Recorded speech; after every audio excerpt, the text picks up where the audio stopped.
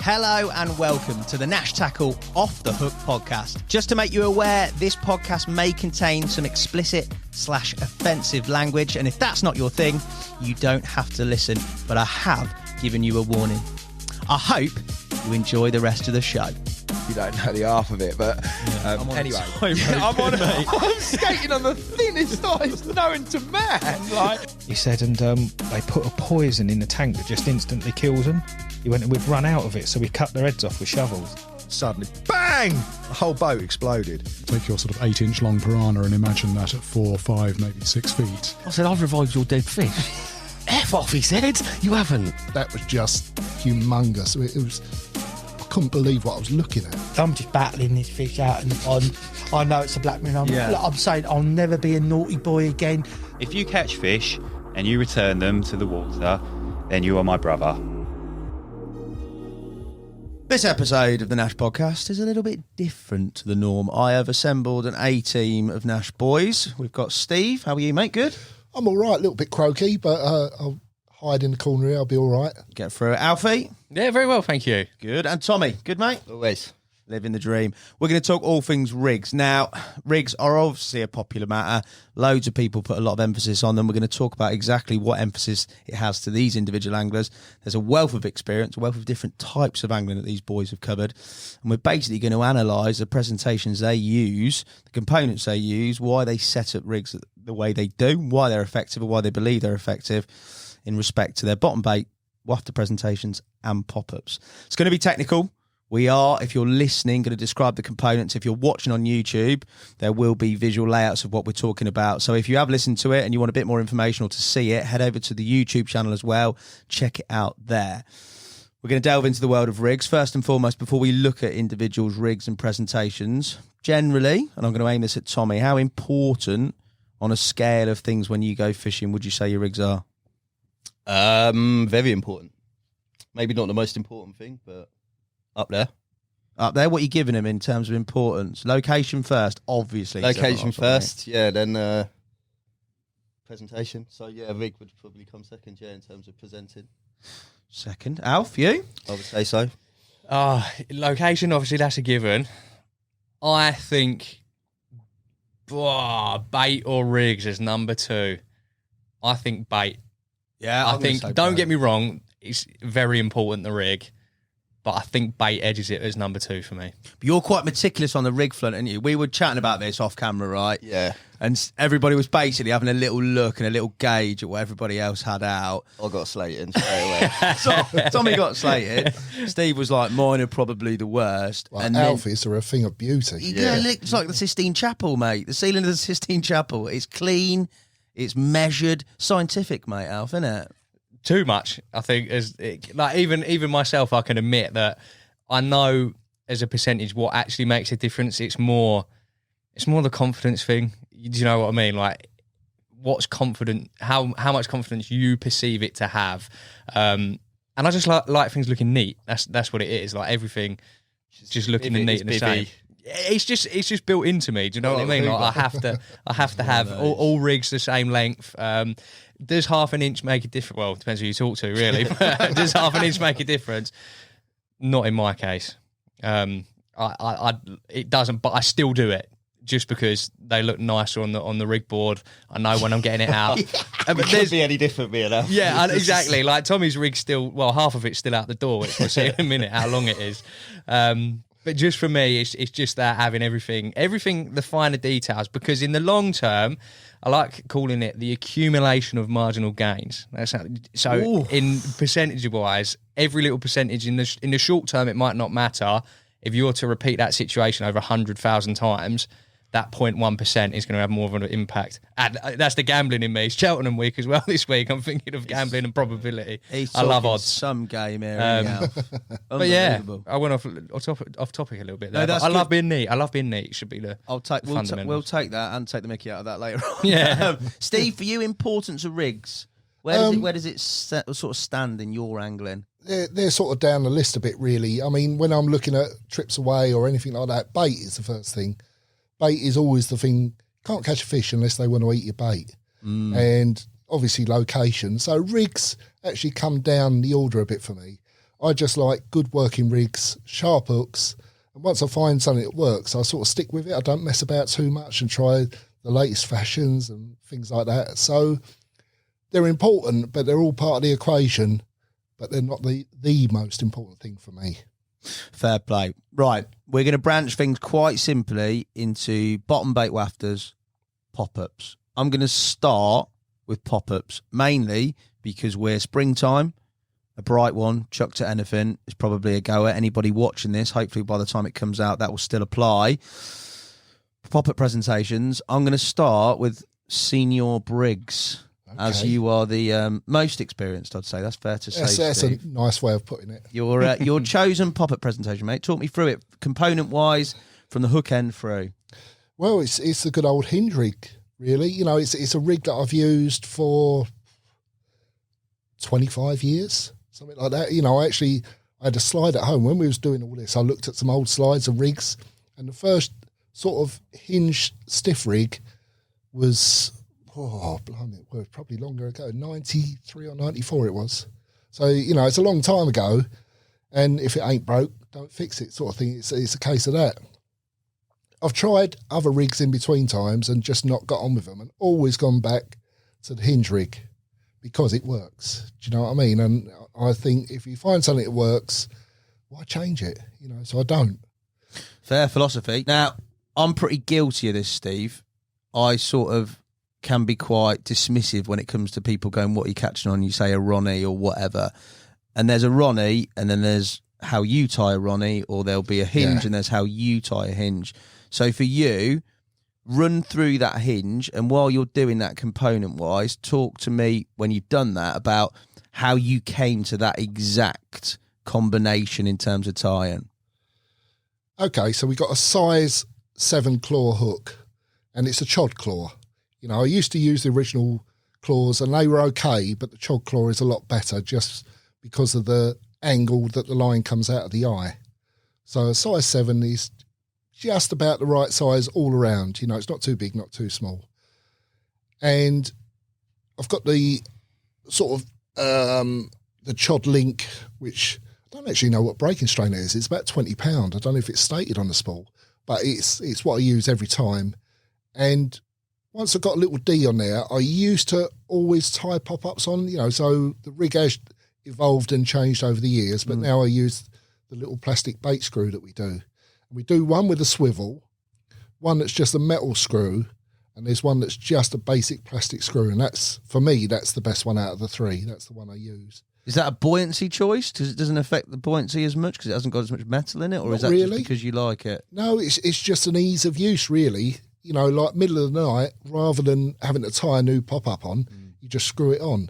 And the plastic one, it's sort of tapered, the thread is tapered, so once it's screwed in, it holds the boilie really tight, so you can give it a really good whack, and the bait don't come off, basically. So it's a good sort of safe and easy way of mounting the hook bait.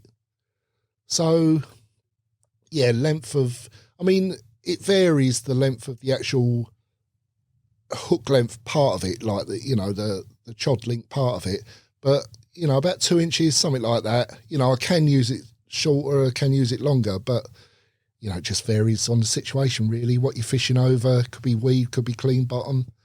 So basic, you've got a basic chod section there. The things that have stuck out to me before we move on to the rest of it are that you've got a size 7 size 7 chod claw. Yes. Which, let's say you go to the continent, catch some massive fish, that seems pretty small. Also, hinge rig wise, pop-up wise, boilie's hiding quite a lot of the hook, so you can sometimes get away with a bigger hook.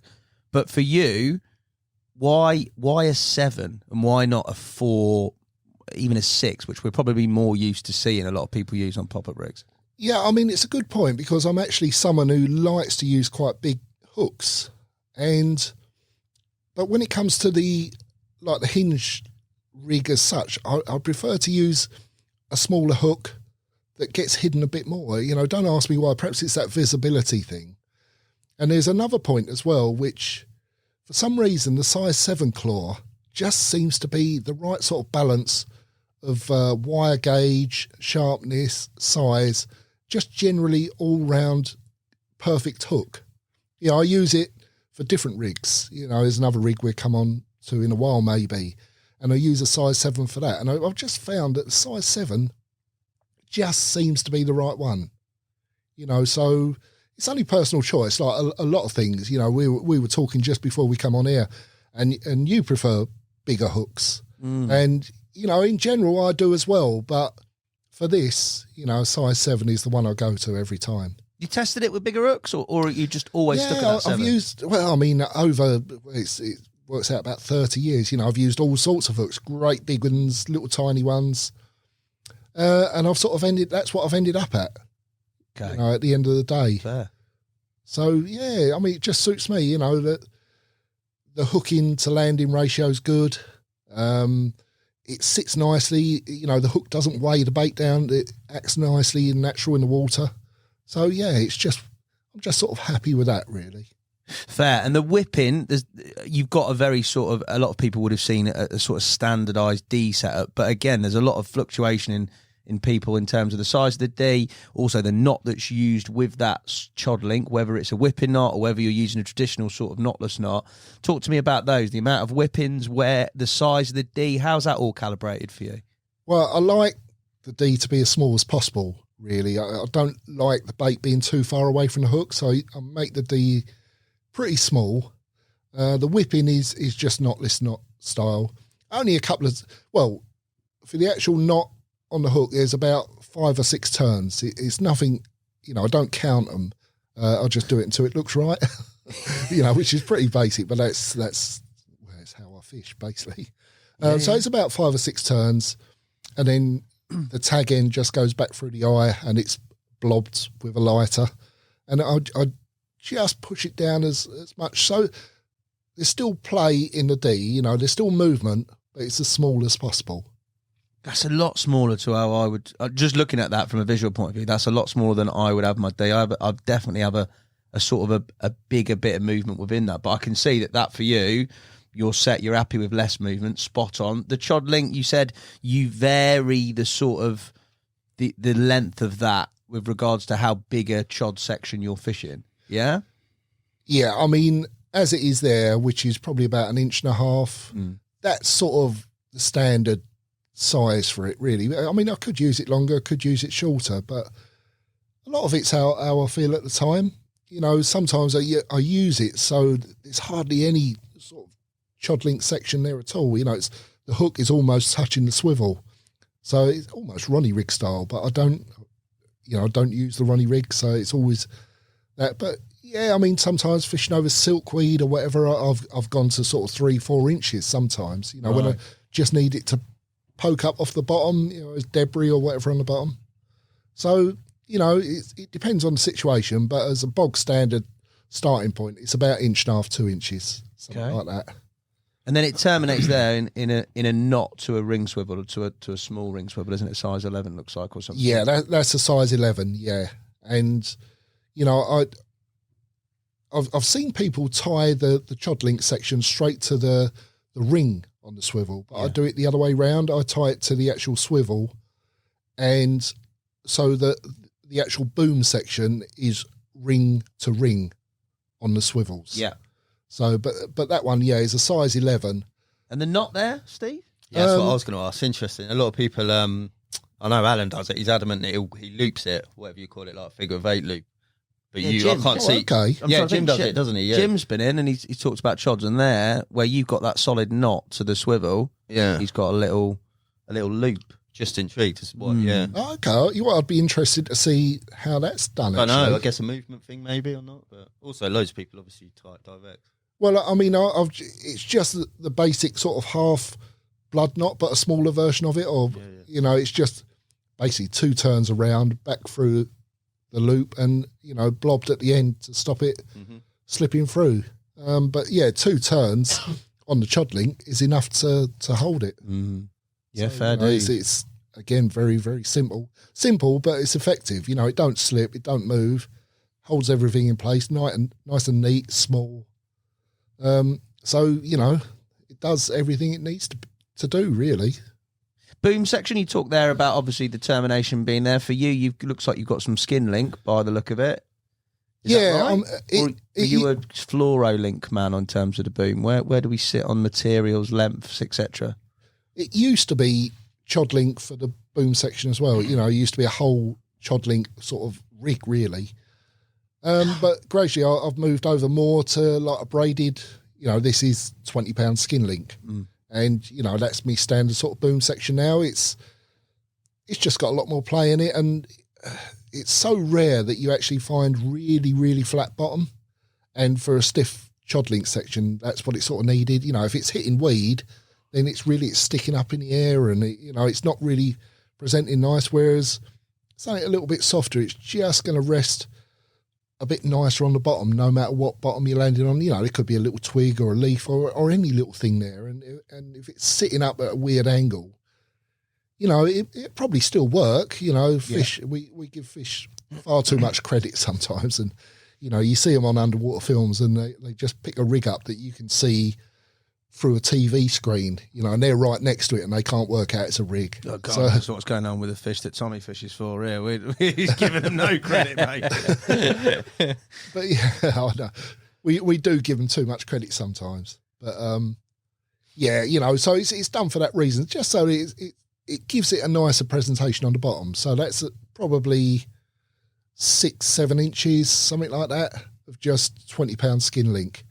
And that's just tied directly to the ring of each swivel. So it's the ring on the size 11 there, and that goes to a size 8 ring swivel, which is connected to the leg clip. No anti-tangle sleeve, no sort of quick attach loop arrangement on the end. It's always a ring swivel and a knot, is it? Yeah, basically. Okay. Yeah, it is. Yeah, I mean, if I need a new rig, I'll tie a new rig, basically. But most times that rig is actually pretty robust. It tends to last a long time. And if anything goes, it's always hook points or whatever. So I just snip it off there and tie a new little chod link section.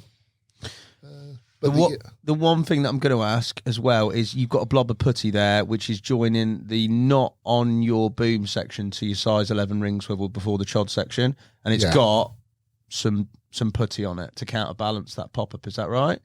Yeah, the putty is basically over the knot. Yeah.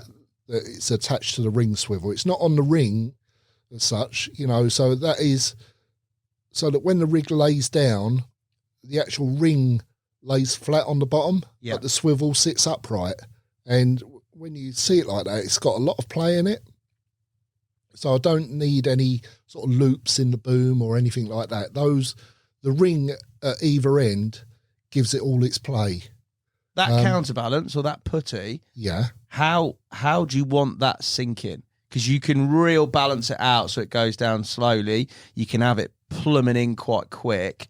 Obviously, do you pay any attention to that, or do you just pinch a bit off and say that'll do? No, I do. I like it. I like it to sink slowly, but not too slowly. I've had it sometimes where you try and get it really critical, and you reel it in a bit later or something like that, and it's actually floating up in the air, you know. So I don't like to do it too critical. I like it so it sinks slowly, doesn't bomb down. Yeah.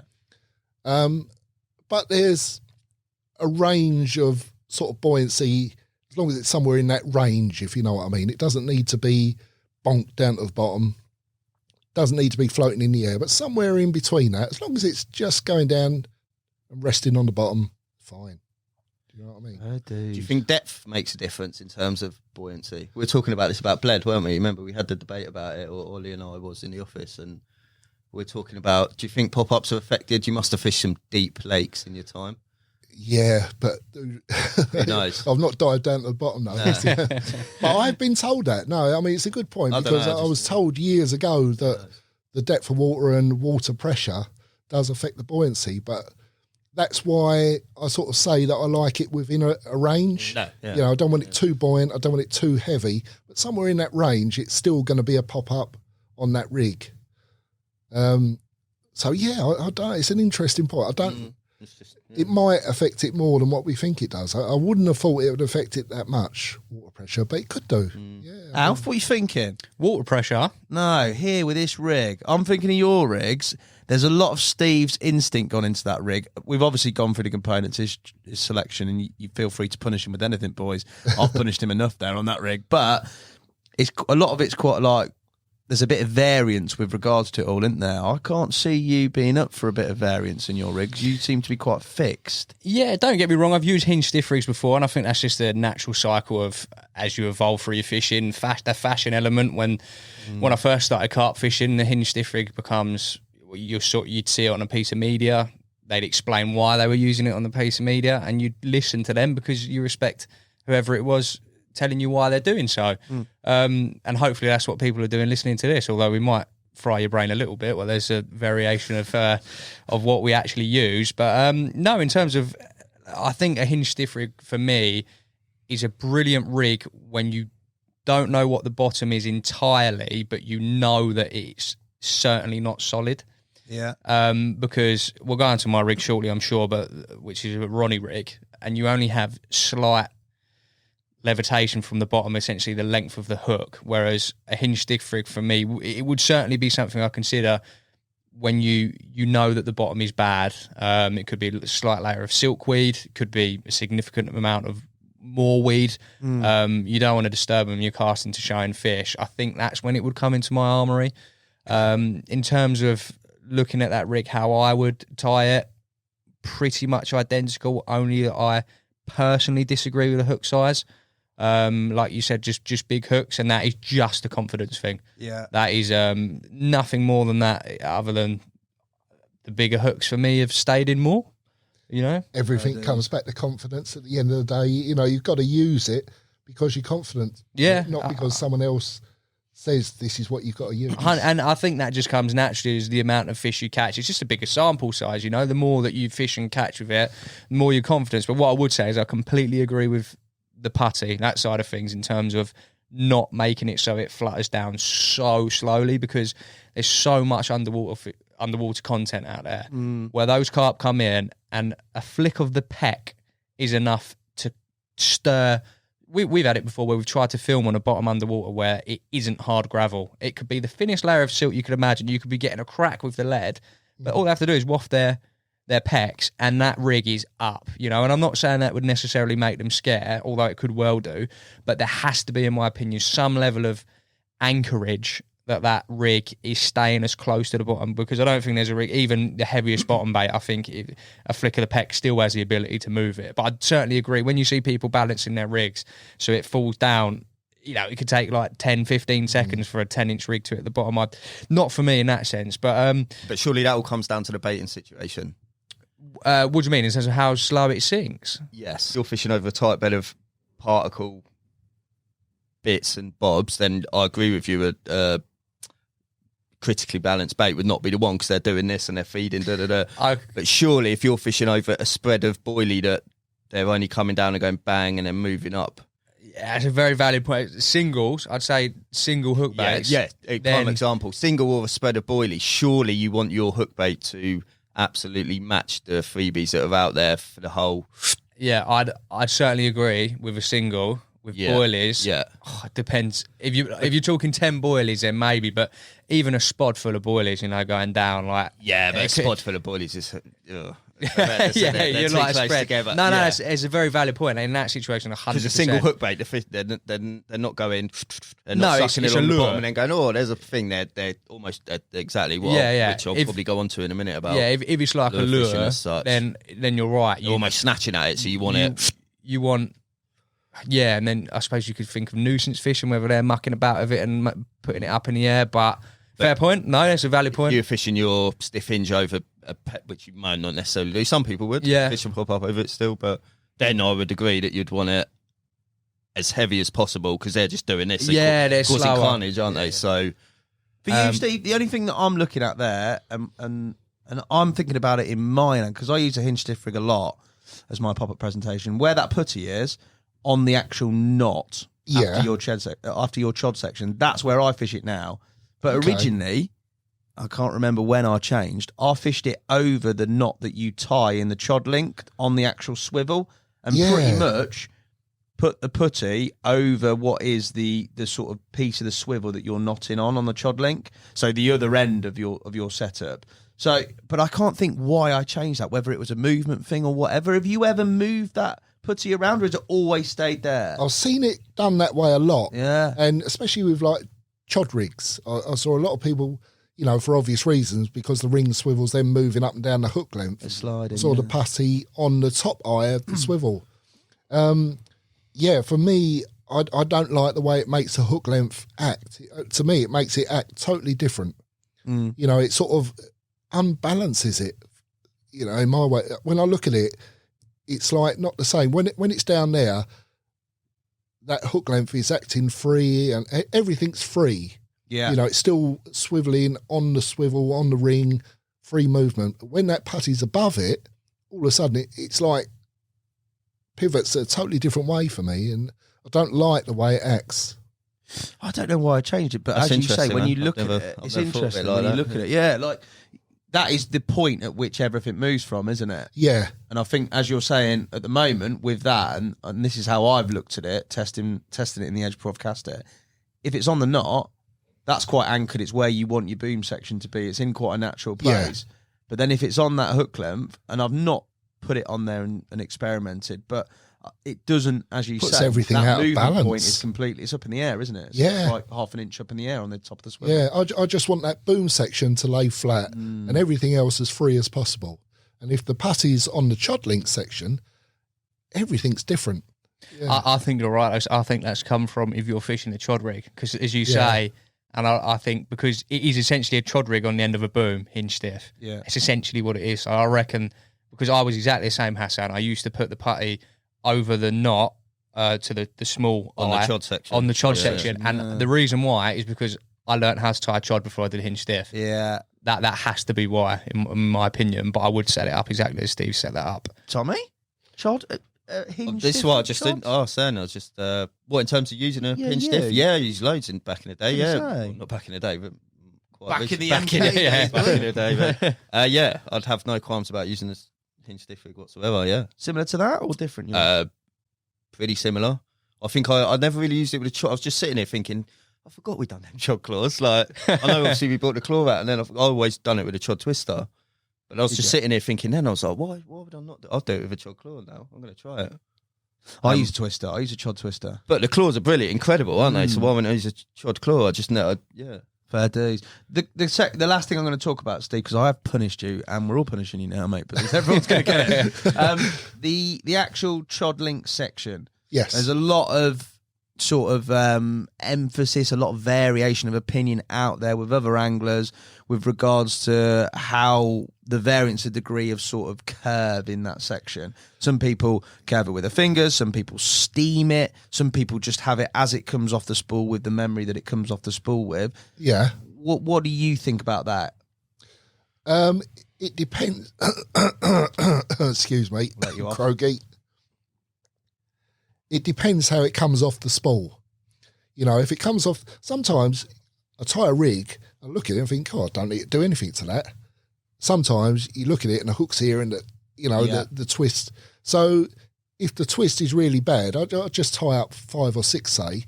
One might be, think, oh, that's perfect. 2 or 3, I might have to steam them over a kettle or whatever to straighten them. I normally straighten it first and then just put in a little bit of curve with my thumb. I don't like a lot of curve. You know, some people will say, oh, I love a really aggressive curve and all that. Yeah, not for me. I just off straight, really. I have used them quite straight. Sometimes, you know, when you pack up and you hang the rigs in your ring for putting your rods away, you get them out when you go fishing again. They're as straight as anything. And, you know, I put them out like that and great. Yeah, they work all right. So if I put a little bit of curve in, it is only a little bit. So it literally, it sort of follows out of the eye of the hook. It's not like you're not having your hook essentially sitting, I don't know, what would you call that? So that the shank of it is parallel to the bottom. You're having it still quite upright. Yeah. Yeah. It's that sort of, basically it's sort of the curve of the hook, if you can call it that, with the chods. But the claw rather. But yeah, that just sits below the boilie. It's interesting. I have mine really curved. I'm thinking why I have it really curved now. Yeah, because isn't it originally the curve? The idea is that no matter what angle the fish approaches from, if say it was coming from behind the the rig, it would touch the cut. It would spin it. Yeah. I agree really too much. I have the only difference between mine and yours, apart from the termination and the lead system, I'll have a lead clip like you, but I won't have a ring swivel. I'll have a quick change element. Putty's in the same place. Boom section's the same. Chod, essentially, apart from the hook, is the same. But mine will be curved so that literally my hook is sitting... the hook shank is literally like that, parallel to the bottom. I've curved it right round and I'll steam it on a kettle to make sure that it's set. And I'll also make sure that the hook point, the chod link and the swivel are all in line when I look at it. So it's not like slightly off centre. But I think I'm maybe giving this too much thought now. Well, no, I'll tell you what it shows is that how many grey areas there are in carp fishing. You know, we're talking about one rig. We've all got our own little ways of doing it, just between the four of us. Yeah, definitely. You know, there's thousands of carp anglers out there. They've probably all got their own little way of doing something they prefer. You know, so it's not black and white. There's no, this is the rig and that's it. There's always little touches, personal tweaks and ways that you can do it yourself, you know. So, you know, it's nice to hear everyone's different views on it because we've all got slightly little different ideas on it. You caught them off a gravel spot on that? You ever put a big hinge on a gravel? Yeah, of course, yeah. I mean, first place I used it was Harefield years ago in the early 90s, and that was all about big gravel bars. So, yeah, that was where it first got used. Fair. You always think nowadays it's just chucked. I don't know, it's chucked if you're not sure, like you say, cast into a show fish.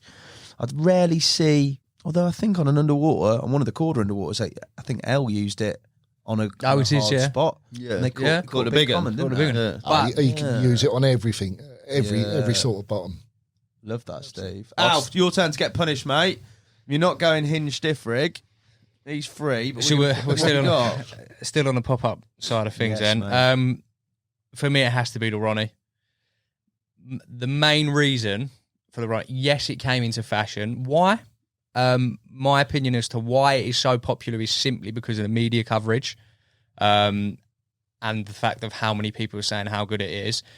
For me, the reason why I use it, I'm not saying by any means that it could be as effective as other pop-up rigs, in my opinion, but the main thing is the ability to change the hook quickly. And that's something you'll see in all my angling is I hate time rigs, although you might take the piss out of me because then, you know, like I go to town on the detail as such. I don't enjoy doing it. It's just because it almost just has to satisfy something. But the main thing is that you can change the hook quickly. So I'll talk you through the rig first. So starting with the boom section, it is 25 pound fluoro link. For me, that is a nice middle ground between suppleness and stiffness because I always want the rig to be kicked away from the lead, but not so it's perfectly straight lined away from the lead.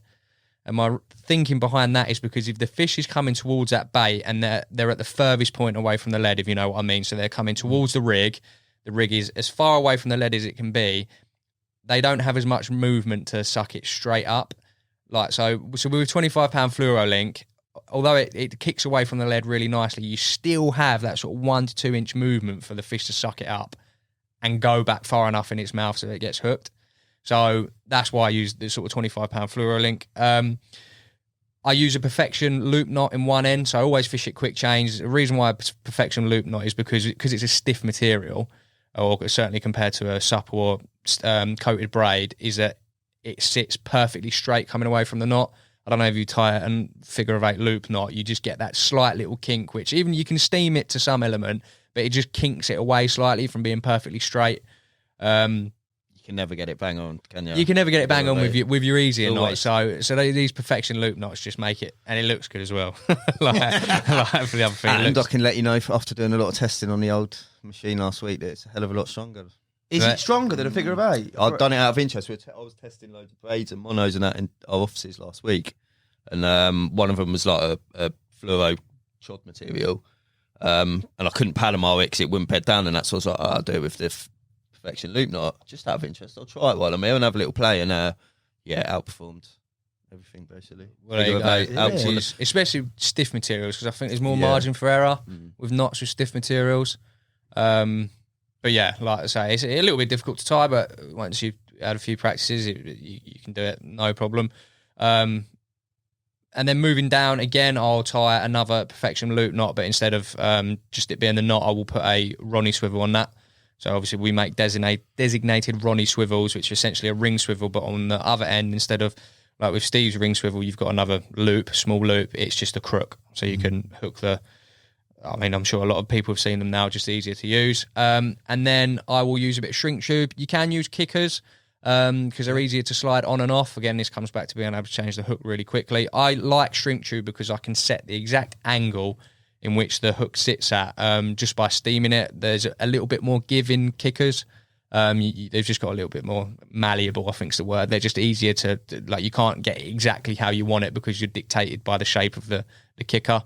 And you can get it off as well really easy. You just sort of burn the whole thing off and pull it off when you're changing hook. And then hook choice is an interesting one because if you've seen any videos I've been in before, I swear by the Ronnie Claw.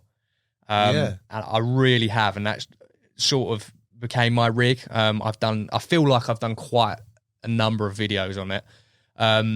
So for me to sit here now and I've got a fang twister, you might ask why, and again, this could come back to what I said before. I wasn't at that time. By no means was I preaching something I didn't believe in. It all started from fishing a brackish lake, and the hook points on the claw hook where it's beaked were turning over quicker than a straight point hook. I don't know whether that's because they're slightly thinner due to them being beaked, and I was bumping fish. So by no means was that necessarily a fault of the hook. It was situational on the lake that I was fishing. And then what else I'd done, completely by accident, I spilt a packet of twister hooks on my hand as I was pouring them out, and 3 or 4 of them stayed in my hand as they've fallen over my hand. Interesting. A whole packet of claw hooks, I did the same. Not one of them stuck to the hand because they've got a curved point. The trade-off in the argument being, does it come out easier? In my opinion now, because I've used it, I don't think it does. If I look at when I've used a straight-pointed hook, Slovenia, where me and Henry went, they were all on slip Ds, but they were a straight-point twister, 37 bites, 36 landed. Yeah. I went to Lac Serriere, barbless roll, fishing at 150 yards with a bait boat through numerous weed beds, so you never had a tight line to the fish. Didn't lose one. 12 fish, didn't lose one. What, on a twist? On a straight point twister. So that's turned my head in the sense that I'd rather, in my opinion, be able to hook them quicker. So when that hook goes in their mouth, regardless of sort of what way the point's facing, I think they catch hold quicker. I'm talking very fine margins, but I'm talking when it comes back to confidence. Is that a normal twister or a long shank twister? Though? This is normal twister as well, okay. yeah. So I haven't used a long shank twisters, if I'm perfectly honest. Okay. Yeah, haven't used a long shank twisters. Why is that? Because of the height of the pop-up? Do you know what? I think it's just the shape of the twister just looked more appealing to me. Like the longer shank for me. I just thought a twister would be better than the long shank twister. I haven't tried it. Is there much in it? Probably not, because they're very similar patterns. You just get a slightly longer shank. I know Alan on his slip Ds. Do you use the long shanks, Steve? I use the long shanks. Yeah. And I know a number of other people again I know a few people who used to ever so slightly bend the shank of a twister hook, long shank twister. They get a pair of pliers and slightly, not like a bent hook, but almost like creating a different sort of shape to it. So that's why now my Ronnie rig is not a Ronnie claw, it's a Ronnie twister. So it's a Ronnie rig, but I call it's just with a twister hook because of the straight point and the experience I've had. I think, especially on that water I was fishing where it was brackish, I didn't lose one after that. And at one point I was 10 bites, 5 lost, but that was very situational based because they were corroding. It was a harsh, brackish environment, and it was doing the claw. Don't get me wrong, you left the twister out there for 12 hours, same position. I was just getting that extra few hours out of it. So if I was putting them out at night, in the morning I was getting the takes. That's the reason why. And then in terms of the swivel that I use, again, as Steve mentioned earlier, we do a number of different bait screws. I always used to like using the metal bait screws, not the swivel ones, just the 8mm metal bait screws, which do come with like a oval sort of, not swivel, but an oval loop and then the bait screw. I think they're fine, but I've actually tried using the swivel plastic bait screws now because I think it gives you a little bit more separation away from the bait and the hook, so the bait doesn't impede the hook going in. And the reason why it's a bait screw, it's essentially the same as a hook ring swivel, but it's got a screw on. So I just screw it on and off. I don't have to muck about with floss. I cannot remember, other than when I'm threading maggots on, using bait floss to tie my bait on. Because, again, these bait screws, I've been picked up by coots. I've left them out for 24 hours. I've never had a pop-up come off. And that is that. And I've wanged them as well for fishing 120, 130 yards. I've watched them pick me up, and they haven't come off. You bait screw, Tommy? I'd do the same as Alf if I was fishing, topping my hook bait with something, maggot, plastic corn, I would switch to a hook swivel because it's easier. Other than that, I would use a bait screw. I know that a lot of people worry about that, but it's only because I've watched, sometimes it's been near the end of the session, I'm like, you know what, pick me up because I'm going home in a minute, the coots, rather than get the torch out. And like I'm watching, I'm getting and then because there could be like a dozen, 2 dozen coots. We all have those waters where they're a bloody nightmare. Yeah. And I've just tested it and I've reeled in and thinking, right, there's no bait on that, and there still is. What do you think? So, what are you thinking? Why are you going? Floss, you can't do it. Why? Yeah. Why? I don't know.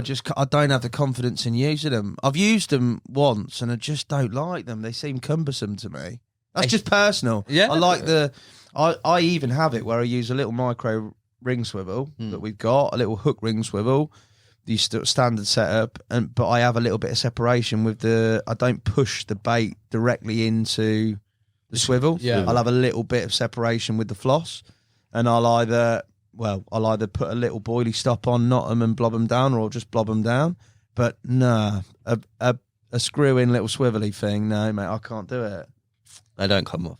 Yeah. They don't come off, but I would never be in the positions for it ever to come off because I would not be using one boy. Yeah, so fair dude. That's it. And then hook bead wise, have you got one of the new ones? It's actually a tungsten hook bead on now, but I did try the new Stronghold. What are they called? Stronghold hook beads. Yeah. Yes. Stronghold. Yeah. Basically, they're designed to have a tighter grips for your distance casting. If I'm perfectly honest, I've never actually hadn't had much movement on the tungsten one, but for peace of mind, when you are chucking far, hook bead's a hook bead a lot of the time. Like if you want the peace of mind that they're not going to move, use the Stronghold ones. If not, I'll just use tungsten ones just because my little slim box 8's full of them, really. I tie it to the Ronnie swivel, as I said, with a Perfection loop knot. So this is sort of different to yours, Steve, although it's a slightly different rig. I know I mentioned I would do the same as you with putty tied to it like that. I wouldn't, sorry, on that instance. I'm really interested in that, actually, because I don't even know what a Perfection loop knot is, but I'm keen to know what it is. Yeah, and I only learned it 3 years ago, and I couldn't believe it. Curly taught me. Yeah, Carpy Curly. Yeah. Honestly, it's absolutely changed really everything. Good. Yeah. And it is stronger, I can confirm. Again, it's just for stiff materials. I don't use them in my Skin Link semi-stiff because they take a little bit longer to tie for me. It's only because of the angle in which it comes out. But fundamentally, figure of 8, Perfection loop knot, you end up with a loop. So in terms why of a loop though? Because of the angle you said there, didn't you? No. So forget about the angle. Like imagine that whatever loop knot you tie, it is straight and keeps your hook link nice and straight. I just think more movement the better with a pop-up rig, in that sense, because it sort of functions on the whole Ronnie rig, spinner rig. The idea that it can flip round. So when you're referring to the mechanics of the rig and how it works, whatever way that fish comes from, left, right, behind it, in front of it, sort of like the curve with the hinge stiff rig, it's able to spin round. Yeah. And again, this comes back to the straight point hook. I think no matter how far it goes in and spins round or whatever it does, that straight point hook, if it can just falling into your hand and they all fall out the packet at different angles and they get caught, I think they're buggered most of the time. I've got a good question quickly. If it was a barbless only fishery, would you consider going back to a beak point?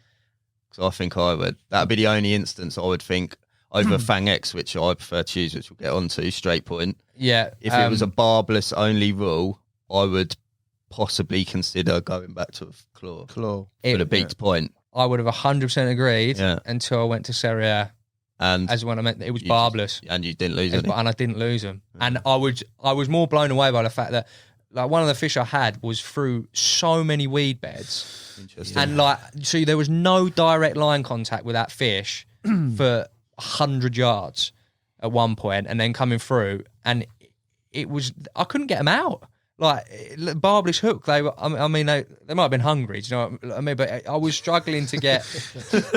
I tell you, as a matter of fact, they were hungry. But that's changed my mind. Like in theory, I absolutely agree with you. Through experience, you watch. I'll be at a barbless lap. Hey, we're on burners soon, mate. Oh yeah. I was just on 10 on the bounce.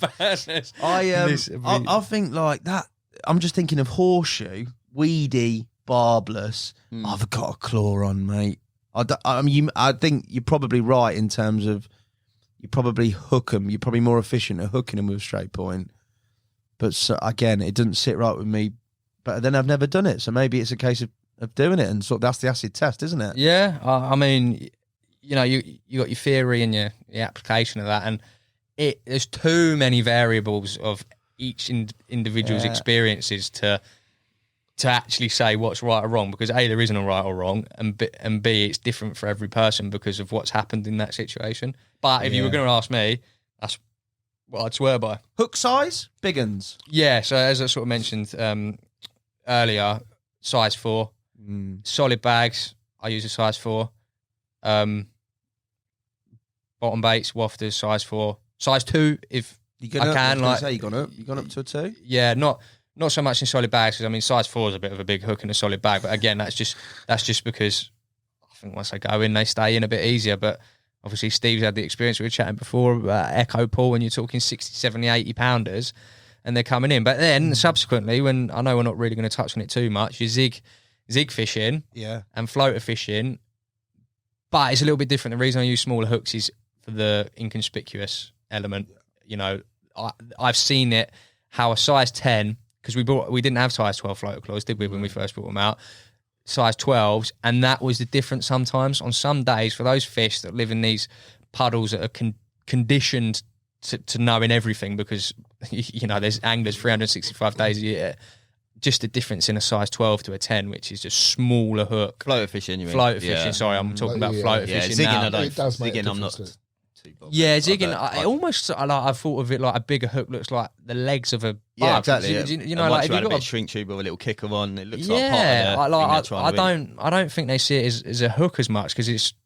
I mean, I haven't seen many hook-shaped insects, but a few mangled ones that could look like a. That's why I asked. But yeah, floater fishing, I agree. 100%. Yeah, so Steve, straight point, beak point. You've got a beak there, pop-up wise, generally for you, and I'm taking this away from specific individual rigs. For you, have you got a preference? Yeah, I mean, the actual preference is for a straight point, long shank.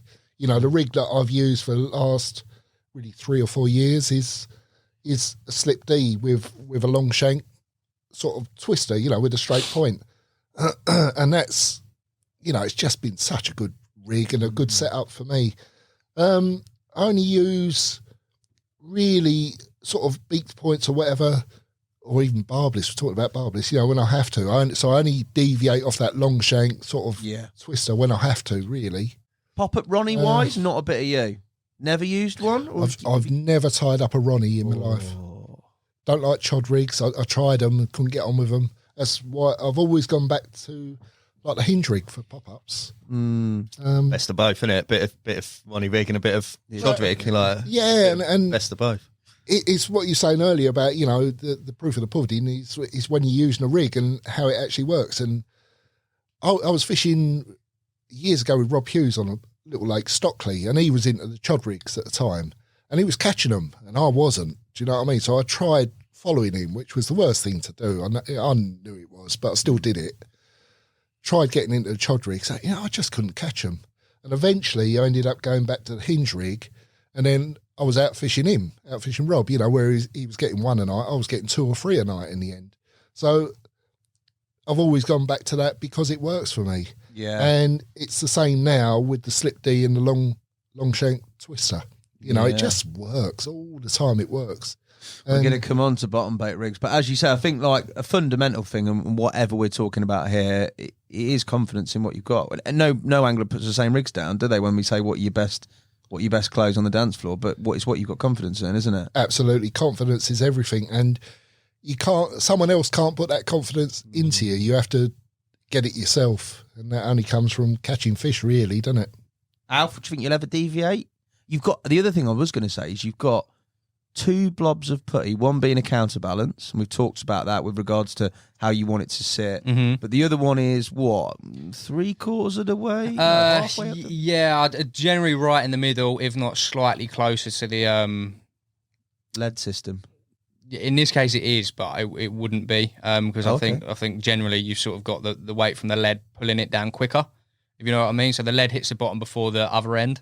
Right. So and the reason because it's a stiff hook link, and obviously the people who are, well, you won't be able to see this too clearly anyway if you're watching, or for those of you who are listening, is because it can poke up in the middle because it's so stiff. Yeah. You see it in the margin. If you drop it straight in the margin, sometimes you can get the fluorocarbon doing like a big U shape in the margin. Just having that putty just keeps everything to the bottom because it's stiff. I do it with my semi stiff hook links as well, just to make sure everything's pinned to the bottom. Fair dues.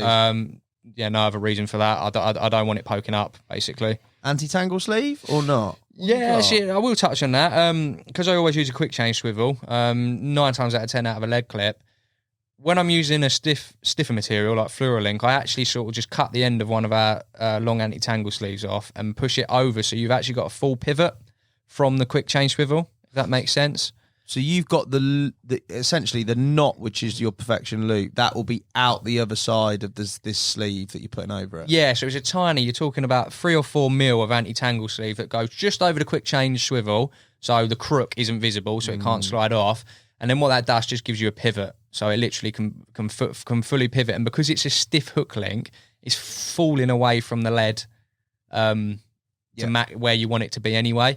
It's just I changed it really. I did used to use just a normal anti-tangle sleeve, just pushed into it, but it just sort of almost like where it's a stiff material would just push it out slightly funny. Too rigid, do you reckon? Yeah, just slightly too rigid. I mean, it could if the anti-tangle sleeve's in the silt a bit, you've almost got like another like sort of 2 or 3 centimeters of support to push it up. It's really difficult to explain, but if the anti-tangle sleeve isn't sitting flat to the bottom, you've got more stiffness in the anti-tangle sleeve to keep that fluorocarbon pointing essentially up off the bottom. I agree. So it's a very small thing. So you've just got the pivot from the anti-tangle sleeve, and because of the Fluorolink's a little bit more supple than it would be if you had a big old anti-tangle sleeve. It can just sit better on the bottom. And again, that was just doing that because of that thought process, and then caught well on it, you know. So something to consider. Again, it's all accumulation of these marginal gains. And you said the last thing I'm going to pick you up on is you said you use shrink tube instead of a kicker because you can set the angle of that Ronnie. Now, most people, as you say, if they're using a kicker, the angle's relatively set. If you kick it round a bit more so that you've got a bit more of a, if you like, claw effect with the hook, when you cast it, any sort of distance, it will come to what is a natural sort of kicker set, if you like. What degree or how do you want that angle to be on your twister version now of the old Ronnie? Yeah, so ideally, in an ideal world, you're always hooking them smack bang in the middle of the bottom lip. You know, there's far too many variables that can or can't guarantee. Well, you can't guarantee it; it's impossible. So I set my angle 45 degrees essentially. So the shank of the hook is facing 45 degrees. In this case, because of the shape of the hook, the point's also at 45 degrees. The point section of the hook, and I think that's just the best position because that is the best way it can catch hold. It's almost like snaggy because it goes in. You've got that the shank of the hook. Shrink tube, because if it was pointing straight up, it takes a little bit longer for the lead to get. Don't get me wrong, I wouldn't be too fussed if it was slightly sort of kicked out, you know, like always. Mate, you would, wouldn't you? You'd have the old little protractor. I say that. I'd be too fussed. I wouldn't be too fussed if it had happened and I hadn't realised. You know, I'm always getting my protractor out and making sure that it shrunk to 45 degrees exactly. I think it's just the best aggressive alignment. So when it goes, because if it was facing perfectly up, you've got to imagine that hook point's it's just straight up. You know, it's the hook point's perfectly up, whereas otherwise it's sort of like already going into the lip for it to then bend around the bottom of the bottom lip. You don't. Conversely, if you push it too much the other way and close the gape, that's exactly that. If you go too far, you close the gape, and then there's less area for it to take hold. Dodgy hook hold on the edge of the lip and have a dodgy hook pull. Yeah, fundamentally, in theory, you should do. So yeah, it's a fine balance between not closing the gape too much and making an aggressive angle for it to wham them right in the lip. Any more punishment for him, boys? Yeah, anything? Any more questions? No, I agreed with most of that, I think. Like the loop. Good chat. I'll go on to mine in a minute, I think, but he's 100% right. I think you got me onto them using because I too, when using a stiff boom, I'll loop the swivel end as well to put it onto a quick change. Yeah. And I've seen some people do it with the anti-tangle sleeve, and you're absolutely right. I agree with you. I think you got me onto it because what you're using is just the end piece of just an end piece of the anti-tangle sleeve. And I do the same, which I'll show you in a second. Just chop off the end off a anti-tangle sleeve and just use that. So you're the same. You have the knot actually out, so you've got an extra the knot out, but the anti-tangle sleeve sliver is doing its job in covering the crook and stopping the hook link coming off. But there's still enough. You're still creating a pivot with the loop of the boom section to. So it's literally just like a little band. Is that what you're saying? It's just to stop the hook length coming off. Correct. Oh, okay. But you've still got the pivot in with the loop that you've created, so it's not coming out it's not coming out like that. It can still. Would you still retain that system for a semi-stiff hook length, like something like Skin Link? Would you still keep that little piece? Yeah, I think I would. You yeah. would? Yeah. You would? No, you see, I don't for semi-stiff, which again, well, as you can see there, which we'll get onto a bottom bait rig, and that's simply because it could fall, it could fall, because it's not stiff enough, it could fall straight up the lead system. Whereas... when casting... Like when you feel lead down and everything, I think because it's supple, if you've just got that pivot, it's got more chance to bend back and sort of up the line. Yeah, okay. Whereas a stiff hook link, I mean, you're gonna have that pivot, but you've almost got the swivel and the lead. It can't, because it's like that. It can't go that way, sort of thing, because it bends back on itself. Whereas that one, semi-coated hook link can bend back on itself, where it's a bit easier. I don't know. It's confidence thing again. You know? Yeah, fair dues. Especially, and there's a lot of variance, how far you're chucking it, how well you hit the clip, etc., etc. There's a lot in that, which is fair. Tommy, mate, we have to open the studio door for you to come on. to pick up this hook clip. No, I'm only messing with you, mate. It's you're an incredible angler who's caught a lot of big fish, but when I saw this, I was surprised by the length of it, and not really by any of the other aspects, because I've seen you fish before, but that is a long hook length you've got there. Talk me through, before we talk about the length of it and that generic thing, your chosen pop-up presentation, the components that you use in it, and how you've got to that, mate. So, yeah, first and foremost, I do love a pop-up rig. If I had to pick, I would pick a pop-up rig all day, every day. If I can get away with fishing a pop-up rig, then I will. Singles, bait, even over a tight bed of bait, I'd still fish that rig, but with a much shorter boom. Why? I just don't think, once you hook them, I don't think they fall off. Yeah, I'm the same. I think I'm more confident in a... I just lose very few fish when I've hooked on a pop-up rig. I think, obviously, your pop-up rig's always in that position you want it at all times. And I've just found they don't fall off. I think once they're nailed, and you... I'm with you there, mate, 100%. Anybody else different? Anybody else think they're better on the bottom? What, just pop up the bottom slash off? Yeah, I wouldn't say, in my opinion, that I've experienced much difference. And unless I'm fishing over a tight bed of bait, maybe particle or whatever, and those fish are a bit cagey fish, and they're thinking, but they don't, they're only calm, and they're not got their eyes along the bottom going, cool, that one's off the bottom, I'm not eating that. Like, they're just nailing them, aren't they? So they're eating everything. So even with a small... going back to that, my big one, what I've tied, I knew Alpha was going to come in here with his Bonnie Claw rig, which I presume you would fish over... Sorry, Twister now, which I presume you would fish over bait as well, particle type Yeah, baiting. 100%. So if I was fishing, if you said to me you're fishing over particle and bits in a tight area, free on the spot, I would use Alf Swig there. That exact same. I'd use my Fang X. I'd use a curve shank still, but lengthwise and setup wise, how he's done it, I would use that. If I was single hook bait fishing or boilie fishing, I would use what I've brought in today. Right. So let's talk about the rig as it is here. I'm going to grab it off the table. I will obviously overlay images, but maybe just so you can interact with Nail, see? Got ya. That's right. I've moved 3/4 of the way over the studio. I'm absolutely nailed. Talk me through from the hook bait. Who's and holding the it? hook bait? Yeah, you're hooked, mate. Talk me through that whole arrangement down to where it terminates at the lead system. Okay, so again, it's Fluoro Link. I'm a big fan of this material. I think it's brilliant. Slightly different to Alfie. This is the £15 version, which I will always opt for unless fishery rules dictate I've got to use a stronger one maybe or something. Fluoro Link, always. A couple of reasons. I think anti-tangle properties are brilliant, obviously. I do a lot of fishing where I'm turning up on a Friday night and casting out in the dark a lot of the time. I think I'm not seeing where it lands, so I want anti-tangle is very important to me, hence why I also fish it on a helicopter system 9 times out of 10. That's £15, yeah? Yeah, but it's bloody good, man. Again, I've tested it. Why not 25 then? He's gone 25. Because I think the 15's the perfect balance between suppleness and stiffness.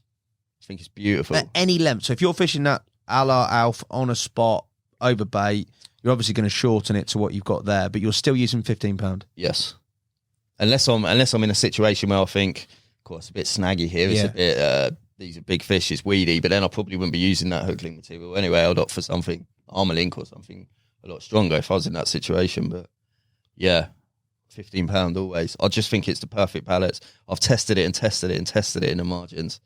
And it's got enough stiffness that it doesn't tangle when it kicks out when the lead hits the bottom, but it's also got enough suppleness that it will sit over a twig. Do you know what I mean? If we're not perfect on perfect gravel, or you're casting over in a bit of silt or a bit of weed or whatever.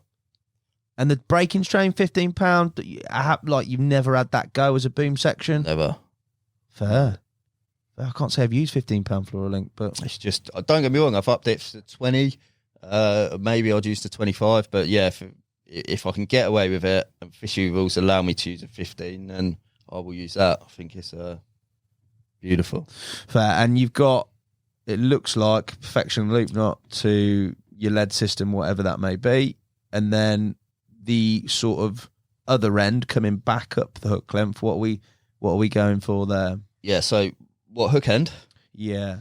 So this is, well, it's still a running rig as such, yeah, but I tie it a little bit different in terms of I use a whipping knot. I'm a big fan of separation, basically, in short. I always have been. I don't know where it come from, but I've done it with back even in the Cavignac days when I was out in France, I'd always fish them, like the KD rig where you're just fishing a hook and a bait, but the hook's at a real aggressive angle and it allows the hook bait. It just evolved from there. I've always been a fan of separation. So you've got, is it a slip D arrangement on the back of a Fang X? Correct, yeah. And then that terminates in your normal Ronnie swivel.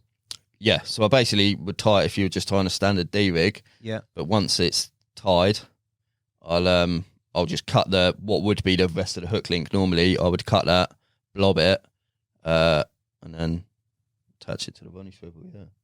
And the attachment to the Ronnie swivel, is that a kick? Is one of our kickers, or is it? No, that's a tiny bit of shrink tubing. Shrink tube. I just think it's a little bit neater. It holds better if I'm really casting. The kick at the hook kickers are good, but they're obviously not as stiff. So when you're really wanging them, I think they can slightly move and adjust your angles. I know this would be a lot harder to, like Alf saying about the changing your hook quickly, but I'm never really in a situation where I need to change a hook quickly. Like if I catch one, I'm not thinking, right, get another hook on, get it back out there. I've just got another rig tied. I'd just rather put a whole new rig on, if you know what I mean. Okay. So changing the hook's not the thing for me. Why I choose to use a Ronnie, I just think it's It's the movement properties and the way it works, basically, the spinning aspect of it. I just think it nails them, yeah. And the separations thing, when they take that hook bait, when they try to eject that hook bait, I want that hook bait out of the way as much as possible. So that's going to slide right back down towards the eye. The actual length of that, the D, and we're going to look at some bottom bait rigs that incorporate a slip D element, but this is basically a pop-up with a slip D. Where do you want that on that pattern of hook, a Fang X? Where do you want that D to sort of finish, if you like?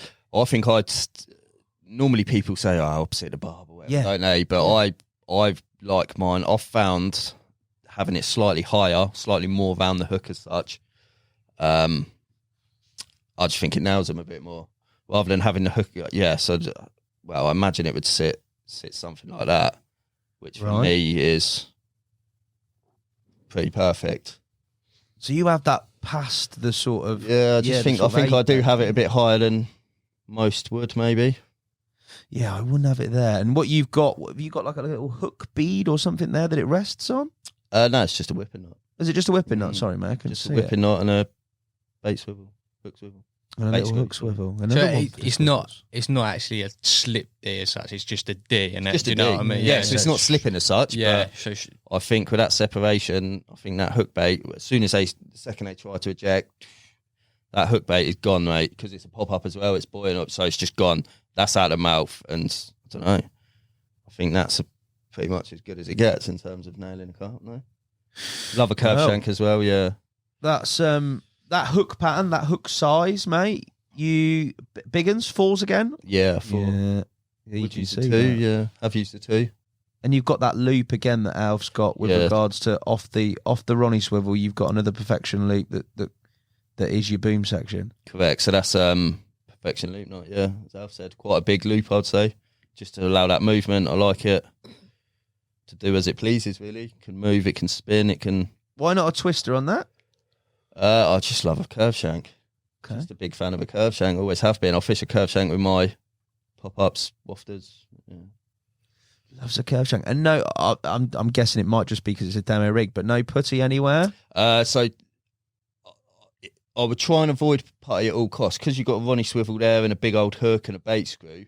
A lot of the time, the pop-ups I'm using quite small sometimes. I can get it sort of counterbalances itself, if you like. Right. But if I did have to add a bit of putty, I would do so, yeah. Where would you put your putty? Would it just be a counterbalance on the perfection loop knot? Yeah, so I'd put it on this loop knot. So it wouldn't be a lot of putty, but if you imagine, so the perfection loop knot might end up sitting upright slightly, depending on the buoyancy of the pop-up.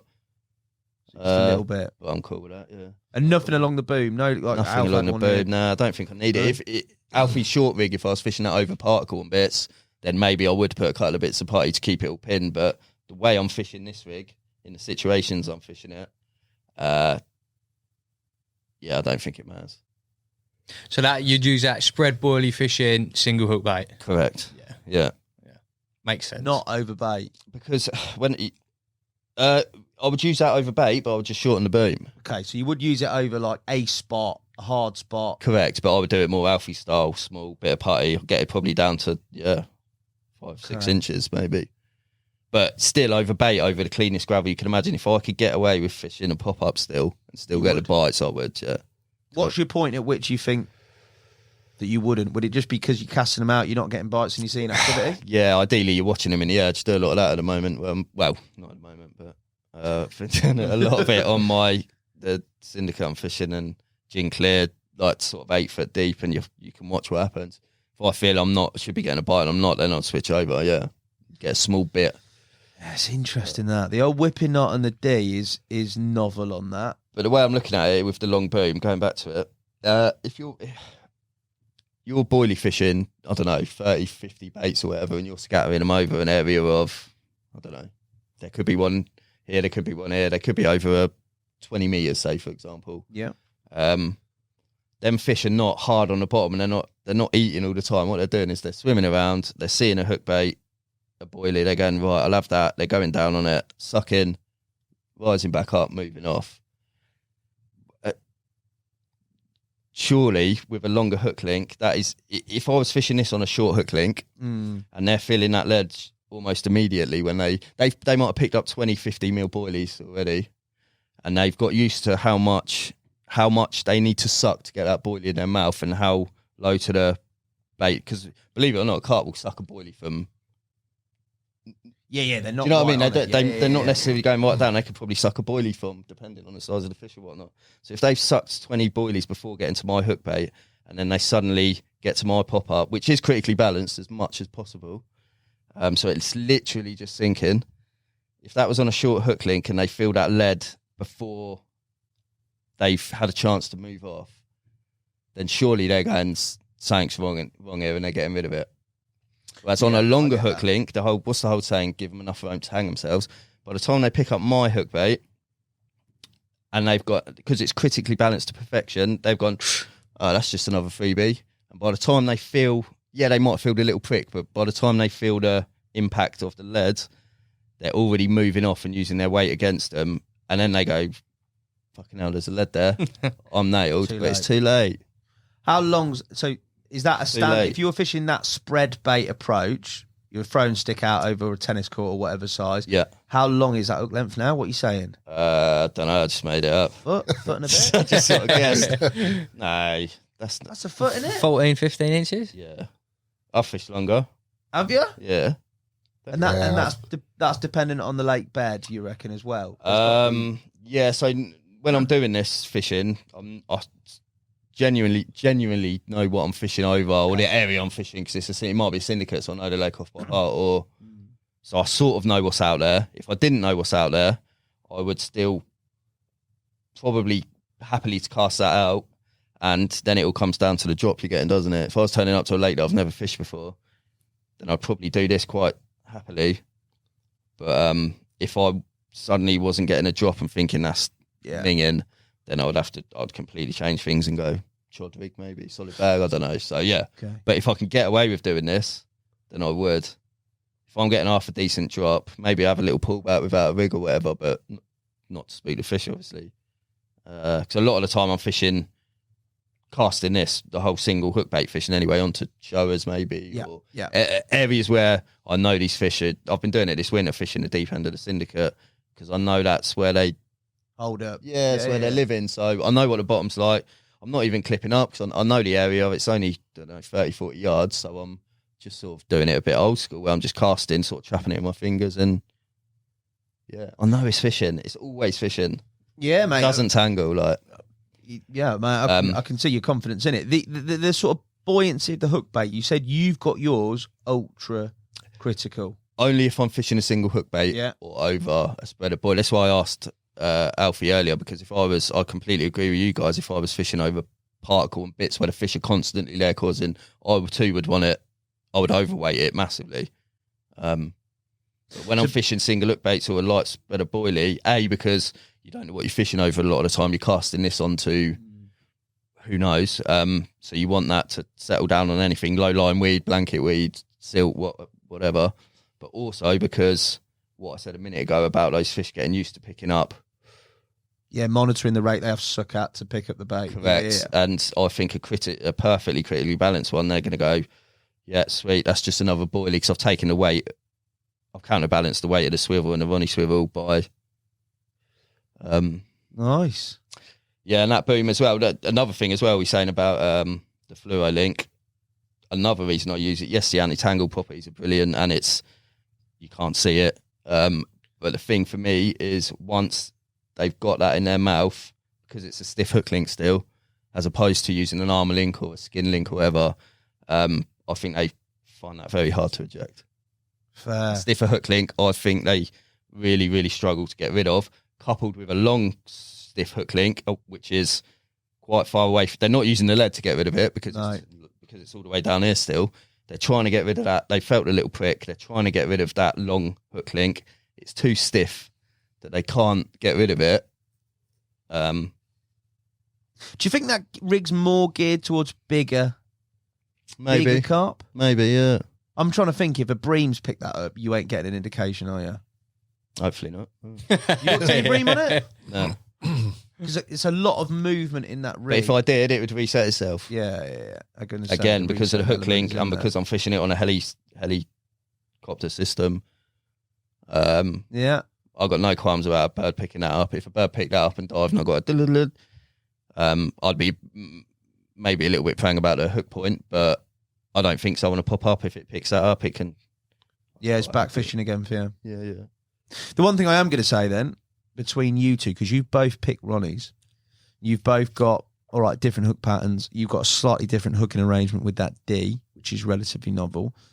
And there's a lot of variation that you've talked about putting into yours if you're fishing in Alf's situation. Alf, if you're fishing in Tommy's situation, so you go to your syndicate and there's 40-pounders nutting out, but you don't know necessarily what you're fishing over, are you lengthening in it and giving it as much to the extreme as that? Or what variations are you making? Or are you just going to chuck the same rig, the same set size out to those showers? Yeah, generally, as a rule of thumb, either if you don't know what you're fishing over or the soft at the bottom, you lengthen the rig just for presentation purposes. So I wouldn't go to that length. I mean, don't get me wrong, Tommy's made me think a little bit here. I know we took the piss out of him before he came in and that, but with... Well, not really. He's caught more fish than us. So. Yeah, exactly that. Loads of big fish. So, like, with reasoning and evidence behind it, it certainly makes you think, like, you know, like, it was before I wouldn't have given it that much thought, but I still don't think I'd go that long, like 15 inches. I'd just maybe go up to... Again, it all depends on the situation, but, I mean, what have I got there? Usually I go for about 8 inches as sort of just a... They're all the same, you know. I tie them all at 8 inches. I know that. Yeah, looking at my rig board. But if it's a very soft bottom, I know there's weed in the lake and they're showing and I'm casting out, I'd either, because I most of the time use a lead clip, because of the stiff hook link, happy to use it, I'd change lead system and fish it. I think I'm more likely to change lead system to a helicopter than I would be to lengthen the rig. Really? Okay. Yeah. I think more so because I don't do a lot of single hook bait boilie fishing. I'm very much a free rods in one area, tight as you can. Yeah. Yeah. I think I'd be more inclined to just go, I'm going to put it on a helicopter system. Steve? It's really interesting actually to see that, because you don't see many people go longer with the hook lengths. And, you know, I've done that in the past, gone really long. On Rainbow, there was a period where I tried short hook lengths and I was just nicking them in the edge of the lips. It was obviously too short. So I did that. I went, really long, like 3 foot hook lengths. And then I was getting them, like hooking them really nicely, a few inches back in the mouth. And there was a guy who used to fish a lot, Ardy Veldkamp, and he saw that. He said, I like that. I'm going to try that.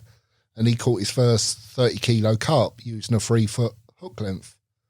And so, you know, I mean, we're all conditioned to go shorter and shorter, aren't we? You know, and a lot of times it works, don't get me wrong, but there's also a lot of thought, you know, sometimes going longer can, and people don't do it. So, you know, it's something that people aren't doing, so the carp aren't seeing it. Yeah. And one more thing, when we're fishing on top, we're all using 6 foot hook lengths, and then fish are still hooking themselves and bolting when we're not looking. Good point. 6 foot hook lengths. You know, if not longer. Yeah. Ridiculous, isn't it? They got nothing. They can't get rid. They know they've been it, but they've got nothing to get rid of it. Well, before they're just moving away, and then the bolt machine gets them, and they're nailed. I'm just thinking purely from a nuisance fish point of view. There's a few lakes that I fish where you've got big bream, you've got some decent tench. You're at the time where you're chucking singles at them. The fact that that's got that much movement in it, it's going to take a lot for something like a bream to right itself, get in contact with any form of lead to hook itself. It might pick it up, but I reckon it's got rid of it before you get an indication there. I reckon it's a lot more robust. Yeah. No, that's good. I'm saying that's good. I don't want to catch a bream, although I'm pretty successful at doing so. But I think there's definitely... I've caught tench on it. Yeah. What about that roach? Tench of that. Would you take the roach? The rud. The rud, sorry, the big In rud. the syndicate, yeah, there's two massive rud in there. On that? No, but people have caught them on money rigs and that, and I'm trying so hard. So then both 4-pounders, like 312 and 313. It's so random that I see him swimming around with a carp. Just thinks it's a baby carp, yeah. And all last summer I spent, this is totally off subject, but I'll tell you anyway, I spent all last summer trying to catch it in the edge, swimming around with the carp, like massive rod. And I tried so hard, feline bread flake and spraying maggots, and then matey opposite just goes catches it on a 50 mil pop up. That's sacrilege though, mate, isn't it? Yeah. But fair. Pop-ups. I think we've got a fair few similarities. We've also got a fair few differences, as we talked about and expressed. But that is the variation in terms of pop-up fishing and people's different schools of thought, which is very interesting. There's definitely a few things I'm going to take away from that. Actually, Tommy's bottom baits. Now, bottom baits, I'm going to class as anybody who's using a rig that's on the deck, whether that be a bottom bait out the bag, a wafter, whatever it may be. For you, and I'm going to broach the subject before we sort of go into the specifics, as much as possible, and we've talked, I think Tommy said he'd like to fish a pop-up because he thinks the hook holds are better. The decision to fish a bottom bait, when does that come into play as in, right, that's a bottom bait that I'm going to throw out there for you guys? Where do you sit with that, Alf? Again, situation dependent on lake bed. You know, sometimes a pop-up is a much more efficient way to present your hook bait because there's a load of old crap on the bottom, and a bottom bait's either going to disappear in it or you're going to have a terrible presentation in your hook link. When do I fish bottom bait? So first of all, I've got to know that the bottom's okay enough. You know, you're getting enough. It's solid enough. That's not necessarily that. I'm not talking hard gravel spots. I'm talking most of the time knowing through the sensation through your rod when you're feeling it down. It could be silt as long as you're getting a nice drop. And the carp, when I was in France actually last year, the first carp I caught after struggling on a bottom bait, I think it was, can't remember exactly, but the carp had like 10 inches of silt from its nose to the top of its head. So they absolutely, you know, because they were just feeding so deep in the silt. So when I use a bottom bait, most of the time I'm not fishing 3 pop-ups. One of them is a bottom bait or a wafter. And that is because I know, as Tommy said, he's watched them when they don't fancy a pop-up. You know, it might be a pop-up day. I know Ollie does it as well. He's with his edge fishing. He'll go, today's a pop-up day, today's a bottom bait day. You don't know what they're thinking. You do not know what the carp are thinking. What mood they're in. What mood they're in. You know, it might scream danger one day. The other day, they haven't got a problem with it. It becomes more significant to me when they've been battered on pop-ups, usually through the spring, first part of the summer, maybe just after spawning. So like I tend to find myself fishing bottom baits or wafters more so, I'd say end of August through the autumn, where they're usually feeding on boilies quite heavily. Like, you know, you can get them on boilies, and generally you're fishing a sort of a bottom bait is just to match your boilie fishing type thing, similar situation. Yeah, that's when I start thinking is if I, like I say, I'll usually it's two Ronnie rigs and then one on a wafter where applicable, where I can, because the bottom's good enough. If the wafter starts going, you know, or the bottom bait, then you change over, vice versa, pop up. And then for me, it's when they've been I think anglers fish pop-ups a hell of a lot more than wafters and bottom baits as a general rule. I think that's just been ingrained in them through media, through experience. They look better. You know, like Tommy said, a fish a pop-up every time and get away with it. I think rig mechanics are better with a pop-up rig.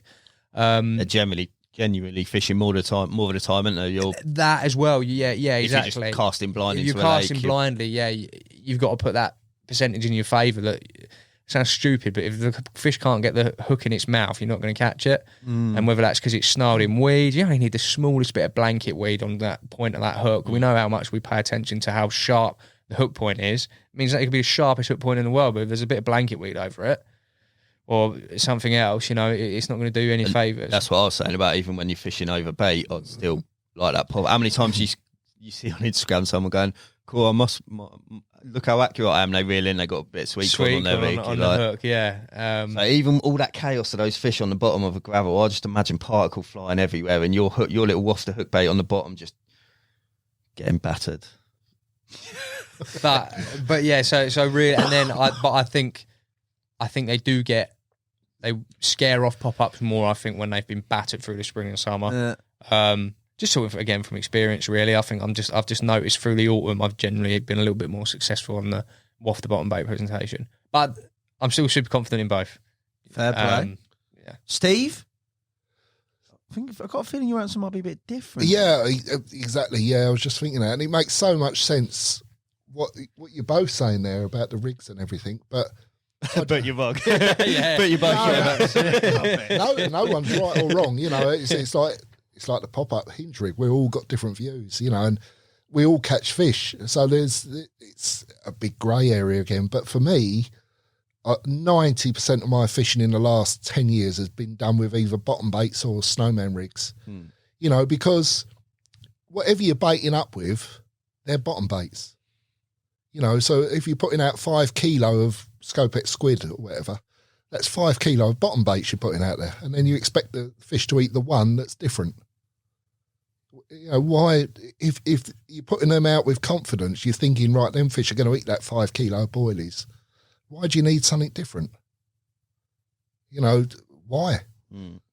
Convince me why I need a different bait on my hook to the bait that I'm convinced they're going to eat. But this is dropping from a boat a lot of the time. Would that be right in saying that? All sorts. Yeah. Yes, spomming. Okay, so not always from a boat. Yeah, all the time. I mean, yeah, wherever I'm fishing, a bushwhacker or whatever, whether it's over a little bit of like pellet or it's a bottom bait, you know, or a snowman. A lot of time it is a snowman, but, you know, bottom baits. I'll tell you what did me, Steve, with you, and this was I think a pivotal moment, and why I knew you were going to answer it differently, is I've had the pleasure of fishing with you, the honour to fish with you, mate, at Raysbury, and you went... Called it a pleasure. To treasure... No, it was. Well, I was, 3/4 of a mile away from you, so it was a pleasure for you. If I was with you, mate, you're not any earlobes left. But I saw you on Raysbury, which is infamously weedy, like savagely weedy.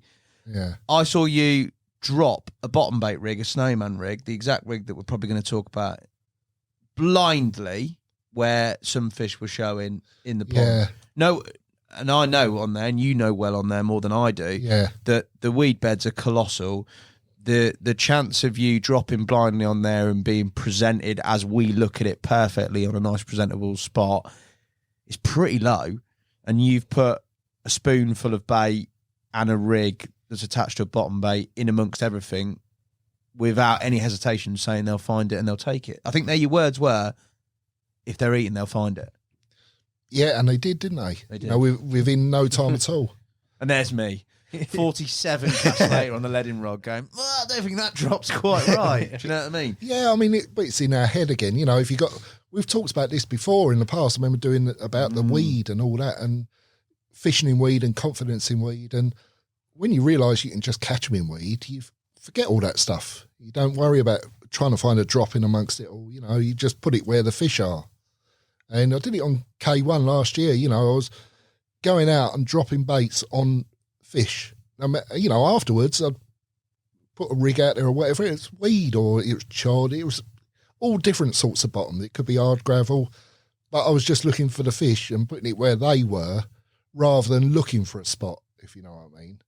And yeah, it just worked. If you put it on the fish, whether it's in weed or whatever, you know, if you drop in a bushwhacker full of bait, but you want the pop-up to stick above, well, what about all the rest of the bait you put out? Is all that sinking in the weed and disappearing? But you're not worried, you don't even consider, or it doesn't come into your head that if you're using a bottom bait rig, that your hook point might get snarled. You reckon that they're just feeding and that everything else is in there, so they'll suss it eventually, won't they? They'll find it. There must be times when it happens, but it's... Must be. Yeah, there's got to be, isn't there? You know, it can't be foolproof every time, but it's worked enough times that I don't bother about it. Fair play. Completely different school of thought. But as you say, 55 bottom baits, however many you put out in a spom or a few spoms, yeah, and then you fish a pop up over the top. And it's like going back to where we started. You know, bait is the first thing for me. You're not going to catch a carp unless it wants to eat that bait. So if I'm wanting them to eat Scopex squid, I'm not going to use something different on the hook. You know, I'm going to use, that's my confidence in the bait to use it as a hook bait as well. So. Bottom bait rigs, gentlemen. Let's start with Tommy. Tommy? I would probably just do something similar, to be honest with you. Hence why I've only brought in one rig with me, because I would fish that still, a D rig, like a big D on it. How do you, because I've seen this before where didn't you use a bit of silicone?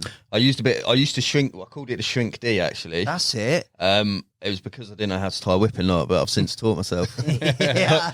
But that was good. I thought that was a good little edge. Yeah, that is a good important point actually. A lot of people love that I was using shrink tube down the shank to trap it all in place, because like me, a lot of people find that whipping knot quite hard to tie, I think, or don't know, or scared to Yeah, I don't know how to Yeah, do it. yeah. And I think a lot of people, it's a bit of a fiddly one. And I've only just learned quite recently. So you could achieve that, same with this pop-up rig, by... I'll show you one. I'll tell you one in a minute. You can take it for your... Photo. But for the benefit of somebody listening, to achieve that with... Because at the moment, you've obviously got your whipping knot, which is down near your barb, if you like, or at the bend of your hook. And then that creates your D. Your D going over the top. Yeah. But you are talking about the same as a bottom bait rig, the same sort of D setup. Yeah. But instead of having a Ronnie swivel, which is what you've got in this current one that we're looking at. I would fish it with a Ronnie swivel. You'd have a Ronnie swivel on it, would Done you? it at Bled, yeah. I fish wafters on, albeit I didn't create the. I was fishing them straight on the hook, like sort of Alf does it. The bait screw straight on the shank at Bled, because within a few days, didn't really matter. Like, I think you could have caught them on anything. Like, they were just hungry, and so I was saving time, and I'm not tying all that fanning about with that. I was just putting them straight on the thing. Anyway, yeah, I was still fishing a Ronnie swivel though. Well, so you'd still have the same. I would quite happily put that out there as a wafter, yeah. Would you? But what I wouldn't do, I would fish fluoro link. I'd fish a stiff hook link still, no problem. But I wouldn't. I don't want that bit of movement there. I wouldn't perfection loop knot it. So we just have a I would just gorilla knot or something. Palomar of it, maybe. To the Ronnie swivel. So you wouldn't have that little. I wouldn't have the movement like that with a wafter, because I just don't. Might work, but I don't. I wouldn't want it doing that. I would want it coming straight off that Ronnie swivel, I think. So Ronnie swivel, you still got your size 4 Fang X. Yeah, don't get me wrong. If I was tying a dedicated wafter, I probably wouldn't use the Ronnie swivel. I would just do it straight, knotless knot with a D rig. Right. Okay. But you're not adverse to that Ronnie swivel still. No, I'll do it. I've done it quite a few times. Like, and you've still got maybe through laziness more than anything. Where I've just gone, well, I was fishing that as a pop up. Now I'm gonna. Those fish clearly aren't having a pop up. I'll switch it to a wafter. Same rig. Like, £15. Yeah, I think so. I might. Yeah, I'd still try. I'd still want that fluoro link if possible, just for the stiffness. Again, hard to eject. Hard for them to get rid of it. And this idea of the shrink. Thing, mate. Talk me about if somebody wanted to tie that. So they didn't know the whipping knot, which is what created your D at the moment. Yeah. If you were going to do that with the shrink style element without the whipping knot, how would you do that? I would cut a length of shrink tube that would go from the Ronnie swivel end all the way down to where my whipping knot is now, basically, or where you want the D to end as such. Yeah. So you'd have one long bit of shrink tube down the shank of the hook, which would be trapping the fluoro link in place, and then once that's shrunk down, you can then bring the fluoro link back up, create your D, back through the eye, but blob it off. Perfect. So it's a very easy way of doing it. I've done it for years and years, and then I've just thought, I'm going to learn how to start a whipping knot now. Fair days. You can also do it with a bore bead. Hemi does it with a bore bead, so no shrink tube involved at all. That would be a 3mm bore bead that we sell.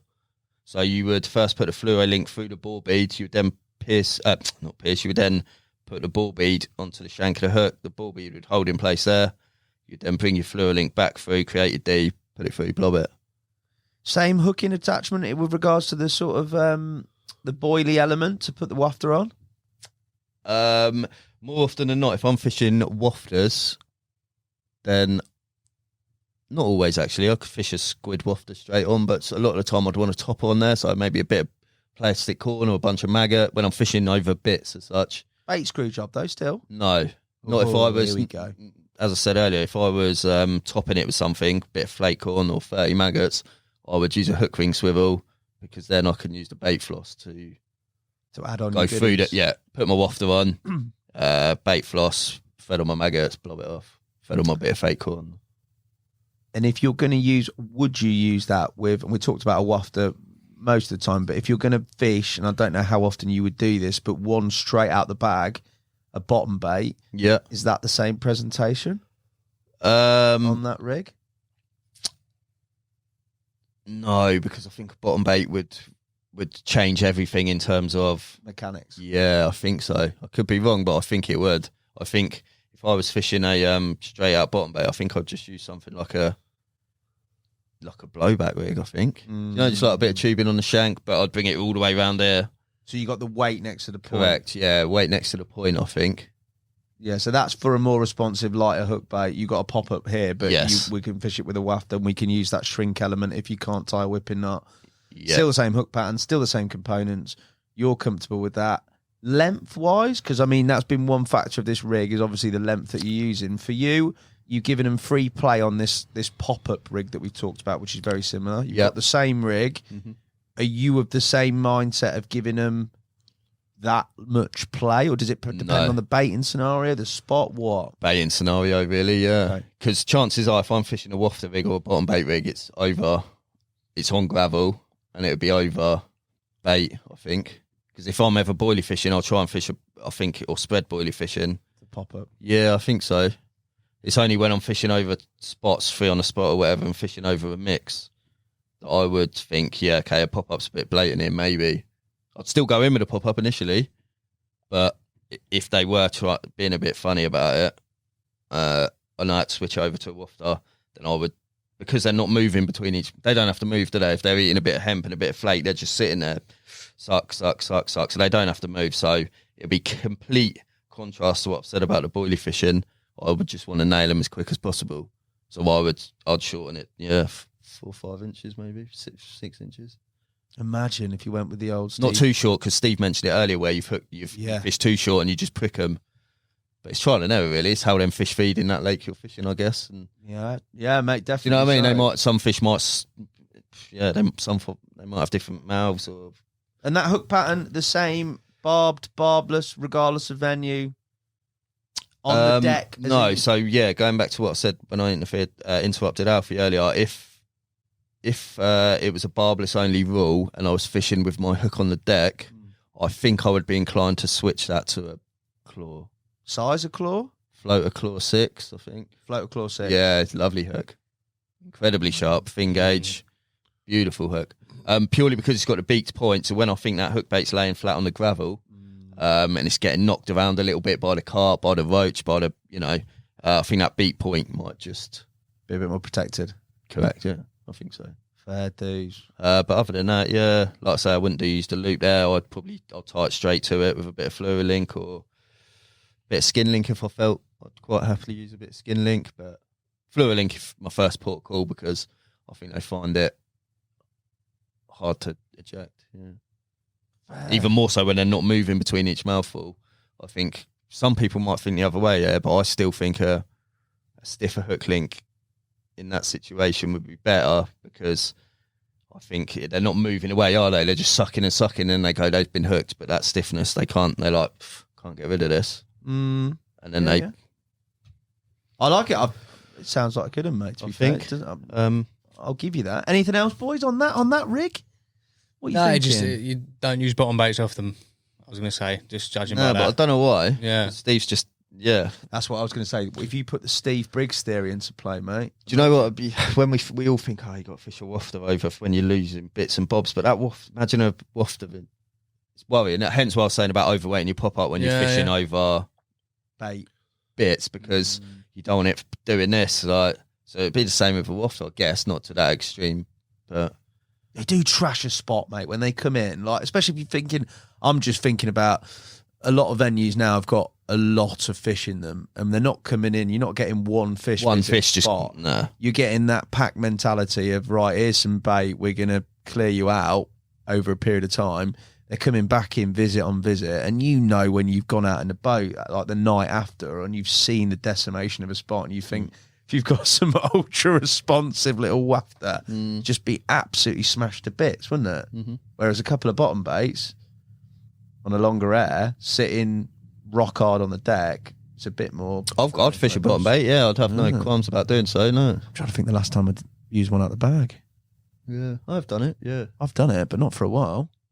Alf, bottom bait rigs, what have we conjured up here? Yeah, so again, I think I was just thinking to myself then when Tommy was talking, when you first got to consider why you use a rig. Maybe we didn't touch on it entirely. I didn't touch on it with regards to the Ronnie rig. I did briefly. It's like, first of all, why are you using that type of rig? I think it's because you're looking at the mechanics in terms of why does that work better than another rig, and that's because of how it's constructed. So in my opinion, the Ronnie rig works really well because of the fact that it rotates, it spins super efficiently, and the bait can get out of the way. So like Tommy said with his D section, that bait gets so far out of the way of interfering with the hook point being able to go in as far as it can. And I think that's why. So my bottom bait wafter rig is a slip D multi. I've always been an advocate of the slip D rig for my bottom bait or wafter fishing. It was actually Mike Wilson who showed me that. He was shown by someone else. And it was simply because of the number of fish he was catching, not losing. Why? I asked myself, what was I using before? I think I was using a blowback rig. I think in this instance it was... the reason why I think it works so well is the fact that it slips out of the way to a degree. It's the separation between the shank of the hook and the bait, which I agree completely. I think if it's too tight, that bait gets in the way. So you've got the separation and you've got the fact that it slips. It gets out of the way. It goes all the way down towards the eye. I mean, I can't really show it right here now, but you've literally just got the hook. Because in an ideal world, the best situation is you'd just be free lining with a hook and you'd strike on seeing them sight fishing. So you always want to replicate that the best you can. And I think Slip D, it's just a fantastic presentation. Like, again, the amount of fish that you hook and the amount of fish that you land. I've been using this now 6 years, 7 years maybe, and just got so much confidence in it. The evolution slightly is that I saw it tied multi-rig style. My concern was, so obviously when I'm talking about multi-rig style, is there's no knotless knot involved. So because obviously you use a knotless knot, if the hook goes sharp, you sharpen the hook or you have to cut it off and start again. You use a multi-rig, so essentially you just tie a big loop in the end and your loop acts as your slip D section. My reservation was that when you're casting, it would get pulled through because there's nothing to secure it between the eye. Using a hook kicker, so I think this is, I don't know what size this is completely, but this is one of our tungsten hook kickers for a size 4 hook. I think it's a large. It's gotta be a large one, yeah. That creates enough friction going through the eye and then back out the top of the kicker that it does not move. And where I've been fishing, it's been long range fishing for 3 years, always over 100 yards, up to sort of 130s. It doesn't move. So even though there's no knotless knot there, until you hook the fish, and obviously there's direct contact, it does not move like a multi-rig essentially. And that gives you the benefit of being able to change the hook quickly, which is fantastic because, and it doesn't happen to this frequency often, but again, I referred to it earlier, when me and Henry were in Slovenia and we were carving it up because it was just one of those sessions, I had 10 slip Ds tied hanging from my bivvy. They went, and at that point, I could not cast back out because I had no rigs. If I'd had slip D multis, I would have had the same 2 rigs, it was 2 rods, same 2 rigs that entire trip, but all I would have been doing is changing the hook. And I'm certain I would have caught another 10 fish because there was periods of maybe 20 minutes, 30 minutes where you could have got bites, but we were in a situation where we couldn't bait up easier because we're tying rigs. And it was a case of keep the bait going in and they're going to stay there. Yeah. And that 20 minutes it's taking you to tie a couple of rigs, they've gone. I'm talking about a very sort of specific situation. But again, it comes down to not so much match fishing, but that type of fishing, 3 rods on a spot, you're waiting for them to come in. You can get double takes, you can get triple takes. You just need to be in a position to get that rod back out as quick as possible. So I've got all the benefits of the Slip D, which has been a favourite rig of mine, tied multi-rig style. So in it comes, that hook point's turned over on that last fish, hook out the pack, hook on, job done really. Right, so for somebody who doesn't know, we see the Slip D, but might not know the sort of Slip D multi because it's a slight variation. Talk me through, first of all, before we go into the actual tying element and how you set it up, the components you use, is it the same twister hook that you use on your Ronnie? Yeah, exactly, same size for fang twister. Okay. Hook bait attachment wise? In this case, I'm actually using one of our 8mm metal swivels, and I know that slightly contradicts what I was referring to with the extra pivot point on the pop-up, but on the bottom bait it's slightly different because it's sort of sat down. Yeah. It's not spinning as much because it's not a Ronnie rig. It's not that spin element that's the mechanic behind the success of the hook hold. It's more the fact that it's just sat on the bottom wafting nicely. So that metal bait screw, I think just gives you a little bit more purchase. Yeah, that's just one I've used, to be fair. And then material-wise, you've obviously got, again, looks like skin link here. Yeah, so this is £20 semi-stiff skin link, which I think is out of the 15, 20, 25, 35, I think it is. Yeah. Just the suppleness I like, or stiffness if you want to look at it. Enough to kick the bait away from the lead with an anti-tangle sleeve, enough to not leave it completely straight, just give you a little bit of, 2-3 inches of movement for the fish to hang itself. Yeah. And then to tie it, so by the looks of this here, you've got a strip section which you've then looped. Yeah, so imagine you were just tying a hair rig. Obviously, to start off, you tie a tiny little hair that you're about to pull the bait onto. That's the first thing you do. It's essentially you strip back, I think it's about 3.5, 4 inches or whatever it is. Okay. When using a size 4 twister, that works out about right. You just use a figure of 8 loop knot. Or actually with skin link, because it's stiff enough, you can just do an overhand loop knot. You don't even have to figure of 8 it. As if you were tying a hair, but you actually leave it about 1.5 inches, the length between the knot and the end of the loop. Yes. Okay. I think it's about that. Again, you forget because I don't tie these boom sections because I'm using them over and over. I forget the exact measurements. And then all you do is pass that loop through, like, instead of going towards the point, you go away from the point. Yeah. You've already so you've got that loop at that point. Slide your anti-tangle sleeve onto the loop, so it busses up against the knot. So the top of the not anti-tangle sleeve, hook kicker. The top. Okay, yeah, I've got you. Top of the hook kicker is then butted up to the knot of your overhand loop knot. And after that knot, you've got the coated rest of your hook length, haven't you? Yeah. You've got the rest of your coated hook length there. So that's going away, which will go towards your lead system. Yeah. But yeah, you pass the loop. So you slide the hook kicker up tight to the knot that you've just formed, with the thin end of the hook kicker facing the knot. The loop that you've just tied goes through the hook, but away from the point. So it's poking out the back of the eye. Yeah. Then you slide your bait screw on, and then you loop that loop back over the hook, multi-rig style, and then you pull that hook kicker over the eye, set it into the position that you need it to set, pull it up so the loop sort of just opposite the barb to form your slip D section. And that's it. Like, you're done in that sense. And then at the other end, it's entirely up to you. I mean, just touching on the exact sort of specifics, I like having it stripped back enough so from where your loop's tied from the multi-rig section, you've got about 1 centimetre, and that's just exactly if you were tying any sort of blowback or whatever. Like that combi section you like. You've just got a pivot around the hook so it can fly freely into the fish's mouth, and then you've got the stiffness of the coated material to make sure that it doesn't tangle, which is why sort of coated hook links were invented in the first place, because supple ones have a tendency to tangle to some degree. And then over that knot, because it can be over the knot of the loop for the multi-rig. So it's very easy to describe through video. Hopefully, if you're watching this on YouTube, with you, mate. Or there's plenty of photos on our Instagram of it. I just put a bit of shrink tube over it just to neaten everything up because, again, from OCD, it keeps it all nice and streamlined. But that knot also has a tendency to pick up any bits of like blanket weed and things like that. So you put a bit of shrink tube over it and it doesn't pick them up as much because it's just smooth, it's just more streamlined. No putty there though, just shrink tube. No putty, yeah. I don't feel the need for putty. Yeah, just a bit of shrink tube over that knot. And yeah, I get excited about this rig, to be honest. I really, really, especially from that Slovenia. You know, if you're going to get a number, obviously you want to test your rigs by going and having as many bites as you can. And it was just the fact that slip D rig, like hook to land, and just the numbers of bites you get. So basically, unlike a normal slip D, there when you're getting a bite, the fish has got the hook point, it's pricked.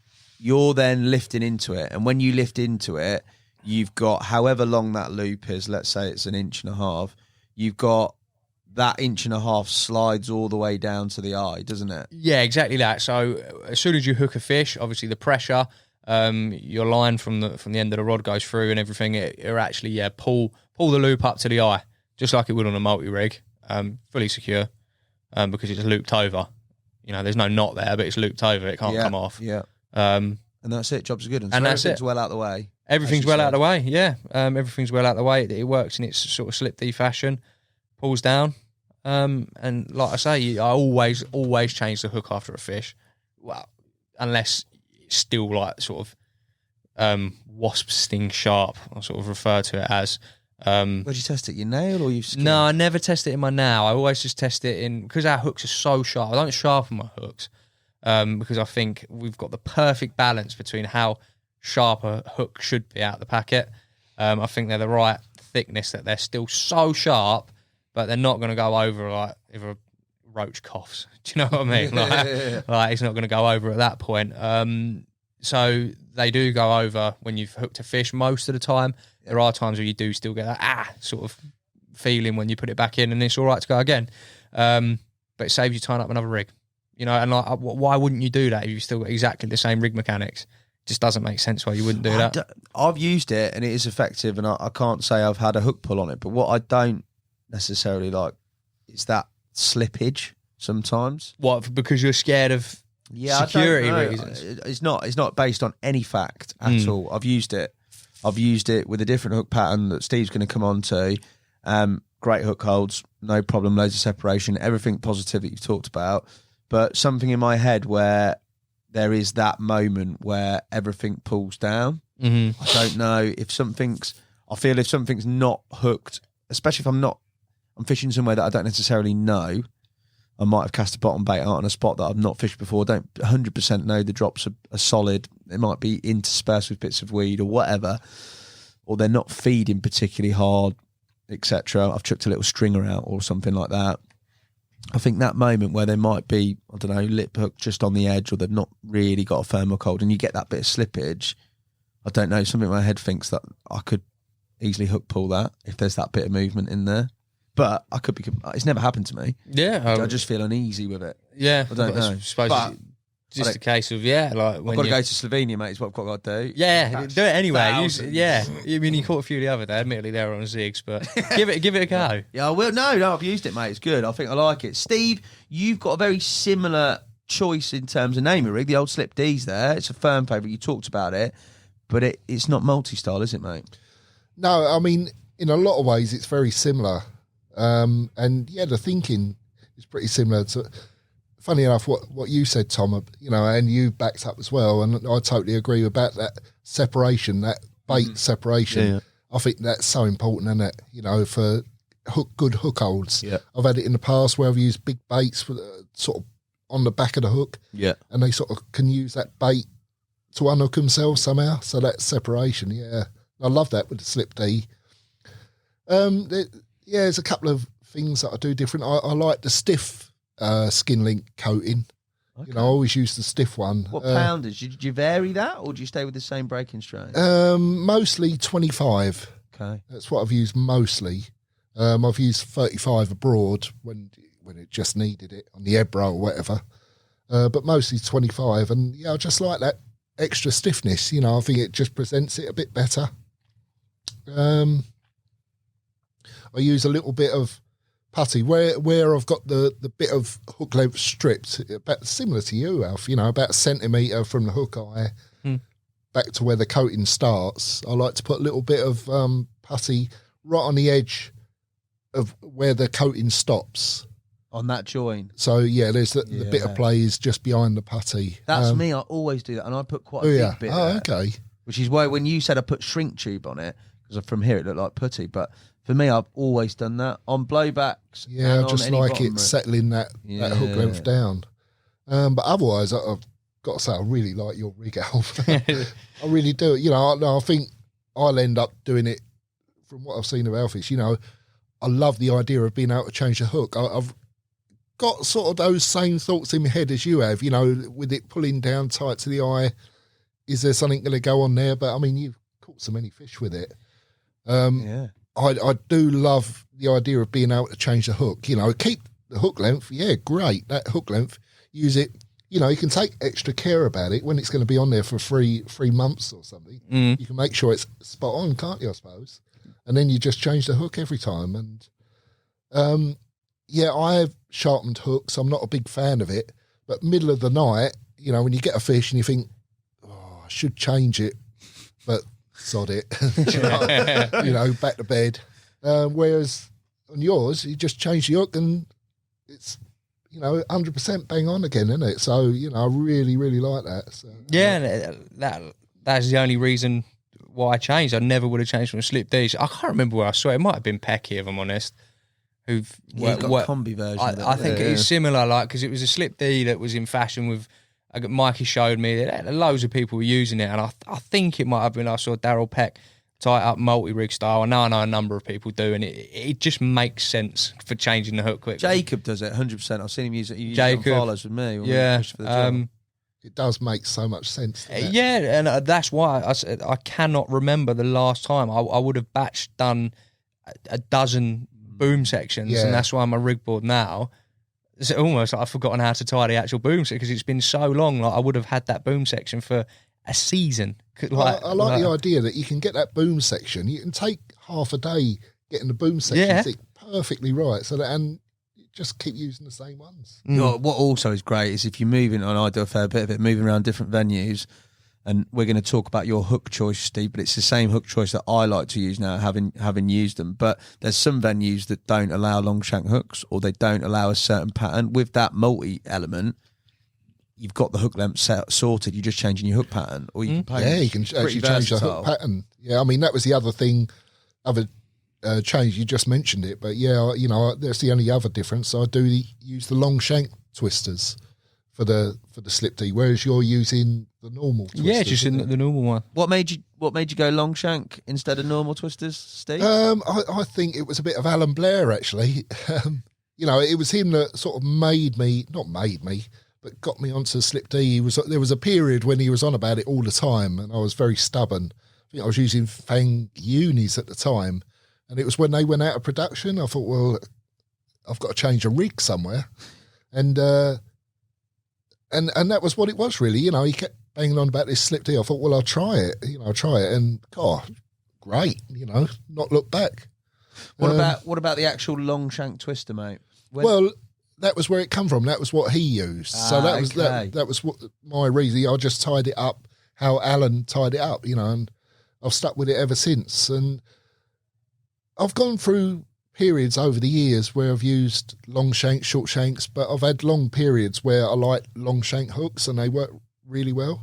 And, I'm going through that again sort of now, really. And out of all the hooks, that's my favourite Nash hook, the long shank twister. If I gave you your old Fang Uni rig and the slip D that is there, which one are you taking? It'd have to be the slip D now. Yeah? Yeah, it would be. But Alfie's version of it. Yeah, you gone multi now. He's not used it. You converted Steve Briggs. You watch it pull down to the eye and snap now. And then absolutely shocking. Those hooks, the long shank twisters, I only ever use twisters. Okay. And I can't remember, where was it? It might have even been some samples here, but I picked up some long shank twisters. Yeah. Run out of normal twisters. And I used a long shank twister. And I think, and this is just my own personal, they are the sharpest that we do out of the bag. I don't know very why. Sharp, aren't they? I think compared to the other patterns, they're all sharp. But them, for me, they're my favourite pattern of hook now. If there are any bottom bait work, any wafter rigs, I've definitely got one of them on. Yeah, they're definitely my favourite in the range. They are mega. And as you say, like that long shank pattern, yeah, it's pretty light. It comes in phases, I suppose, with terms of fashion, but they do hook 'em, mate, don't they? Yeah, I mean, the reason is thousands of patterns on the market. Everyone's got their own preference and for good reasons, But yeah, that's mine. That is my favourite.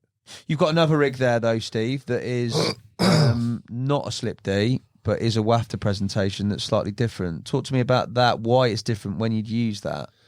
Well, it came about by necessity, really. I was going to Echo Paul in France. They had a cancellation, and the last minute, because they couldn't fill it quick enough, they asked if we wanted to go. And I thought, yeah, it's loads of lovely fish in there. It's only a small lake.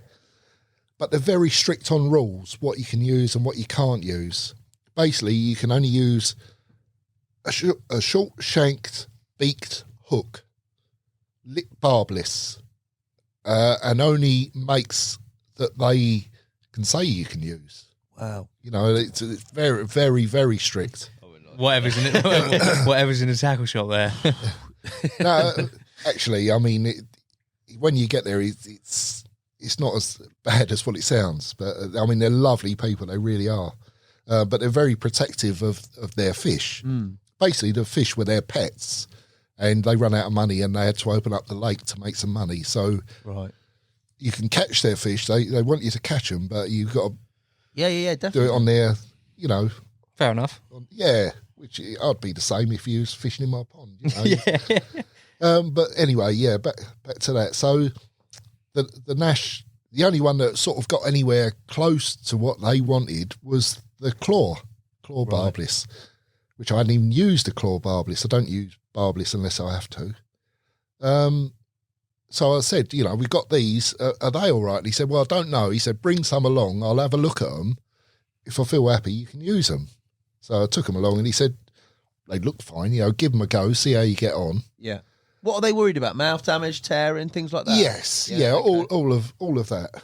He's basically, because he's living on the lake and seeing his fish caught every day, he sees how they're hooked, where they're hooked and what a hook does to them, so basically he's got it down to just a beaked, barbless short shank. Fair. That's he thinks is kindest to his fish. So, I mean, this is a rig really that was quite alien to me. It was a skin link hook length still, with the little bit stripped towards, probably half an inch stripped from the eye of the hook to the start of the coating. Little bit of tungsten putty again on the same spot as what I do on the Slip D. And it's just knotless knotted on there with a loop on the end to put the bait on. With a size 7 normal claw. It's not a chod claw this time. It's a normal claw. And I got different sizes of the claw, and I don't know why, but a size 7, again, I touched on it earlier, for me, just seemed perfect. The wire gauge for the size of the hook and everything, the sharpness, size 7 just seemed to be just about right. How big are the fish in there? They're big, aren't they? There's a load of big ones. There's a few 70s in there, 60s. I mean, you're looking at big fish. Yeah. I guess it looks like a small hook. Well, it is a small hook. But the only other thing on that is one of the medium-sized hook kickers, a tungsten hook kicker just over the eye. Other than that, it's a very, very simple, straightforward rig. So you've not got any components along the shank. You've not got a bit of blowback tube. You've not got a ring. You've basically just got a knotless knot. Where's that hair set in relation to the hook? Where does the bait sit? Well, the knotless knot isn't a long knotless knot. Again, it's that sort of 5-6 turns. So the actual hook kicker sits right completely over the knot, over the knotless knot. So the hair comes out of the back where the hook kicker sits. So it's about halfway down the shank. And the bait, if you had it, does it sit just off the bend of the hook, or does it sit higher? Yeah, I mean, if you actually hang it down, it's just a little bit off the bend of the hook. Are you bothered about that at all, or not? Where that bait is in relation to the hook? Only if I started losing fish. Okay. That would be my standard way of sort of setting it up. And yeah, I mean, if I lost 2 or 3 fish on the bounce, then you'd think, right, I've got to try something different here. But as it goes, I mean, every single bleep that week, I mean, it had been tough down there. The guys were telling me that I think there had been 2 fish out the week before and 1 out the week before that. It fished quite hard. And but they were out there fizzing. Funny, midsummer in France, I've seen it before where the fish are really fizzing, and everyone was sort of like trying to nick them on worms or bags of maggots and all that. And the bloke told me once, he said, no, they're fizzing like that because they're starving hungry. They're just ripping up the bottom looking for food. So I shoved loads of Scopex squid out there, and and they really turned on. And I think I had 12 carp that week, 3 catfish, and every single bleep, every time that alarm sounded, it was nailed. And it surprised me, actually, because a little size 7 barbless claw, we were talking to fish, I had them to over 70 that week. And that'll do. Some, plenty of other big uns, and they were all just nailed perfectly. They come around, every time you get a big un, they want to come round and yeah, of course, take care, and look at it. And on the strength of that week, he's now put the claws in the range on the lake. You know what he can use. He was impressed with them. So I'd say that's a bit proper old school. Knotless knot. Jobs are good and mate. It's just a hair rig. Unbelievable. Longer hairs? What's the length? That length of hair debate. If you were fishing a bot, because that's a wafter on there, isn't it? If you were fishing straight bottom baits out the bag, we talked about the blowback rig with Tommy putting the silicone around the bottom. Is pretty infamous with regards to Nash. We've seen it a lot using that pattern with the sort of weight of the bottom baits being down near the hook point. Would you use a longer hair, bigger separation? Would you vary that at all depending on the hook bait or not, Steve? No, I'm not a fan of long hairs as such. You know, I like what everyone else said about the bait separation. I like that bait separation, but I do that with the loop on the slip D. You know, that loop or the D rather. Gets that separation. It gets the hook bait down the other end of the hook. And another reason why I like the long shanks, because it just gets it even further away. But I don't like to do it so much with a long hair. I haven't used. I can't remember a time when I did use long hairs as such. I know some people again. Those grey areas. Some people swear by them, but not for me. You boys, long hairs? Oh, no, I know. I've just seen the. It goes out tonight actually. Ollie with his long hairs out in Austria, and Rainbow. I think he uses long hairs, and you can't argue because he caught some lovely carp. But I couldn't do it. I just think I don't know. I just can't.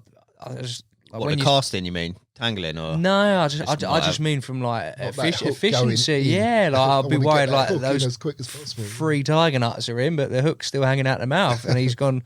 There's a bit of sort of I don't know. I just couldn't do it. I know. Is it right? Is it wrong? Without studying extensive underwater footage, you'd never really know. Well, you don't want those tapes, do you? Yeah, exactly. Bad enough talking about it now, let alone. yeah. Just watch it. Yeah. So not for me. Tommy? I don't think so. But then I used to. But that was more like I said, the KD style. So I'm not doing it. I'm not doing it for a long hair to keep it away from it. I'm doing it for the separation thing still on the blowout, if that makes sense. Yeah. To an aggressive angle of the hook. So it's not necessarily a long hair, really. I fished some long uns, but I fished them with big hook baits, like chains of maize, and so it's not really the same as a long hair with loads of separation. I've never got my head around that when people put 4 or 5 tiger nuts on. It just don't seem to. I've put whacking loads of maize on the old Ebro. Caught them still. Ridiculous, ridiculous. And nailed them. So, absolutely. They're playing for the rest of my life, mate. What did I do? Just keep sucking. Yeah. Yeah. Oh, there's the. And then, we got slightly off topic, but boys, I've genuinely enjoyed looking at the rigs, also looking at sort of the similarities and differences. I know we've primarily hammered you on the differences and why you've chosen things, but it's been a really interesting insight into your sort of perceptions, what you've picked up. One thing that I've definitely drawn from myself from this is that I might be a little bit too fixed. You get confident and you're very, very sort of reluctant to try anything, but this has definitely sort of made me think a little bit more about. Normally I'm going fishing, this is me, but I've had a little think, which has got to be a good thing, and I'm sure it's stoked a bit of interest and a bit of intrigue about people, components, rigs for everybody watching or listening. Anything you guys have taken away? Yeah, I'll be taking away Alfie's rig. Get him off his rig board. Literally taking his rig. I'm nicking it. Alf? Again, when we mentioned the reasoning behind the length of rig that Tommy uses, I've seen him catch carp. I've seen him catch a hell of a lot, more carp than most people who've been out on shoots, so you can't argue with facts. I'm very much not a subjective person. I'm very if the evidence is there and it's working, don't matter what you think. You're a thinker. I am so guilty for overthinking. The boys take the piss out of me all the time. I've got better. 100% I've got better. If I can film what happens out in the office, I'll tell you if you've got better. His head might be completely gone. One of cabins with you in a minute. Yeah. Tommy? I've learned a lot. It's been good. feel like I've learnt a lot. The whole bottom bait thing's been in my head for the last 10 minutes. Yeah. Why don't I use bottom baits more? When did I stop? I can't remember the points at which these things changed for me. Yeah. Mad. But it's been a wonderful insight. I hope you've enjoyed watching and listening. We'll be back soon with another podcast. Until then, lads, thank you very much. Thank you. Thank you, Hassan.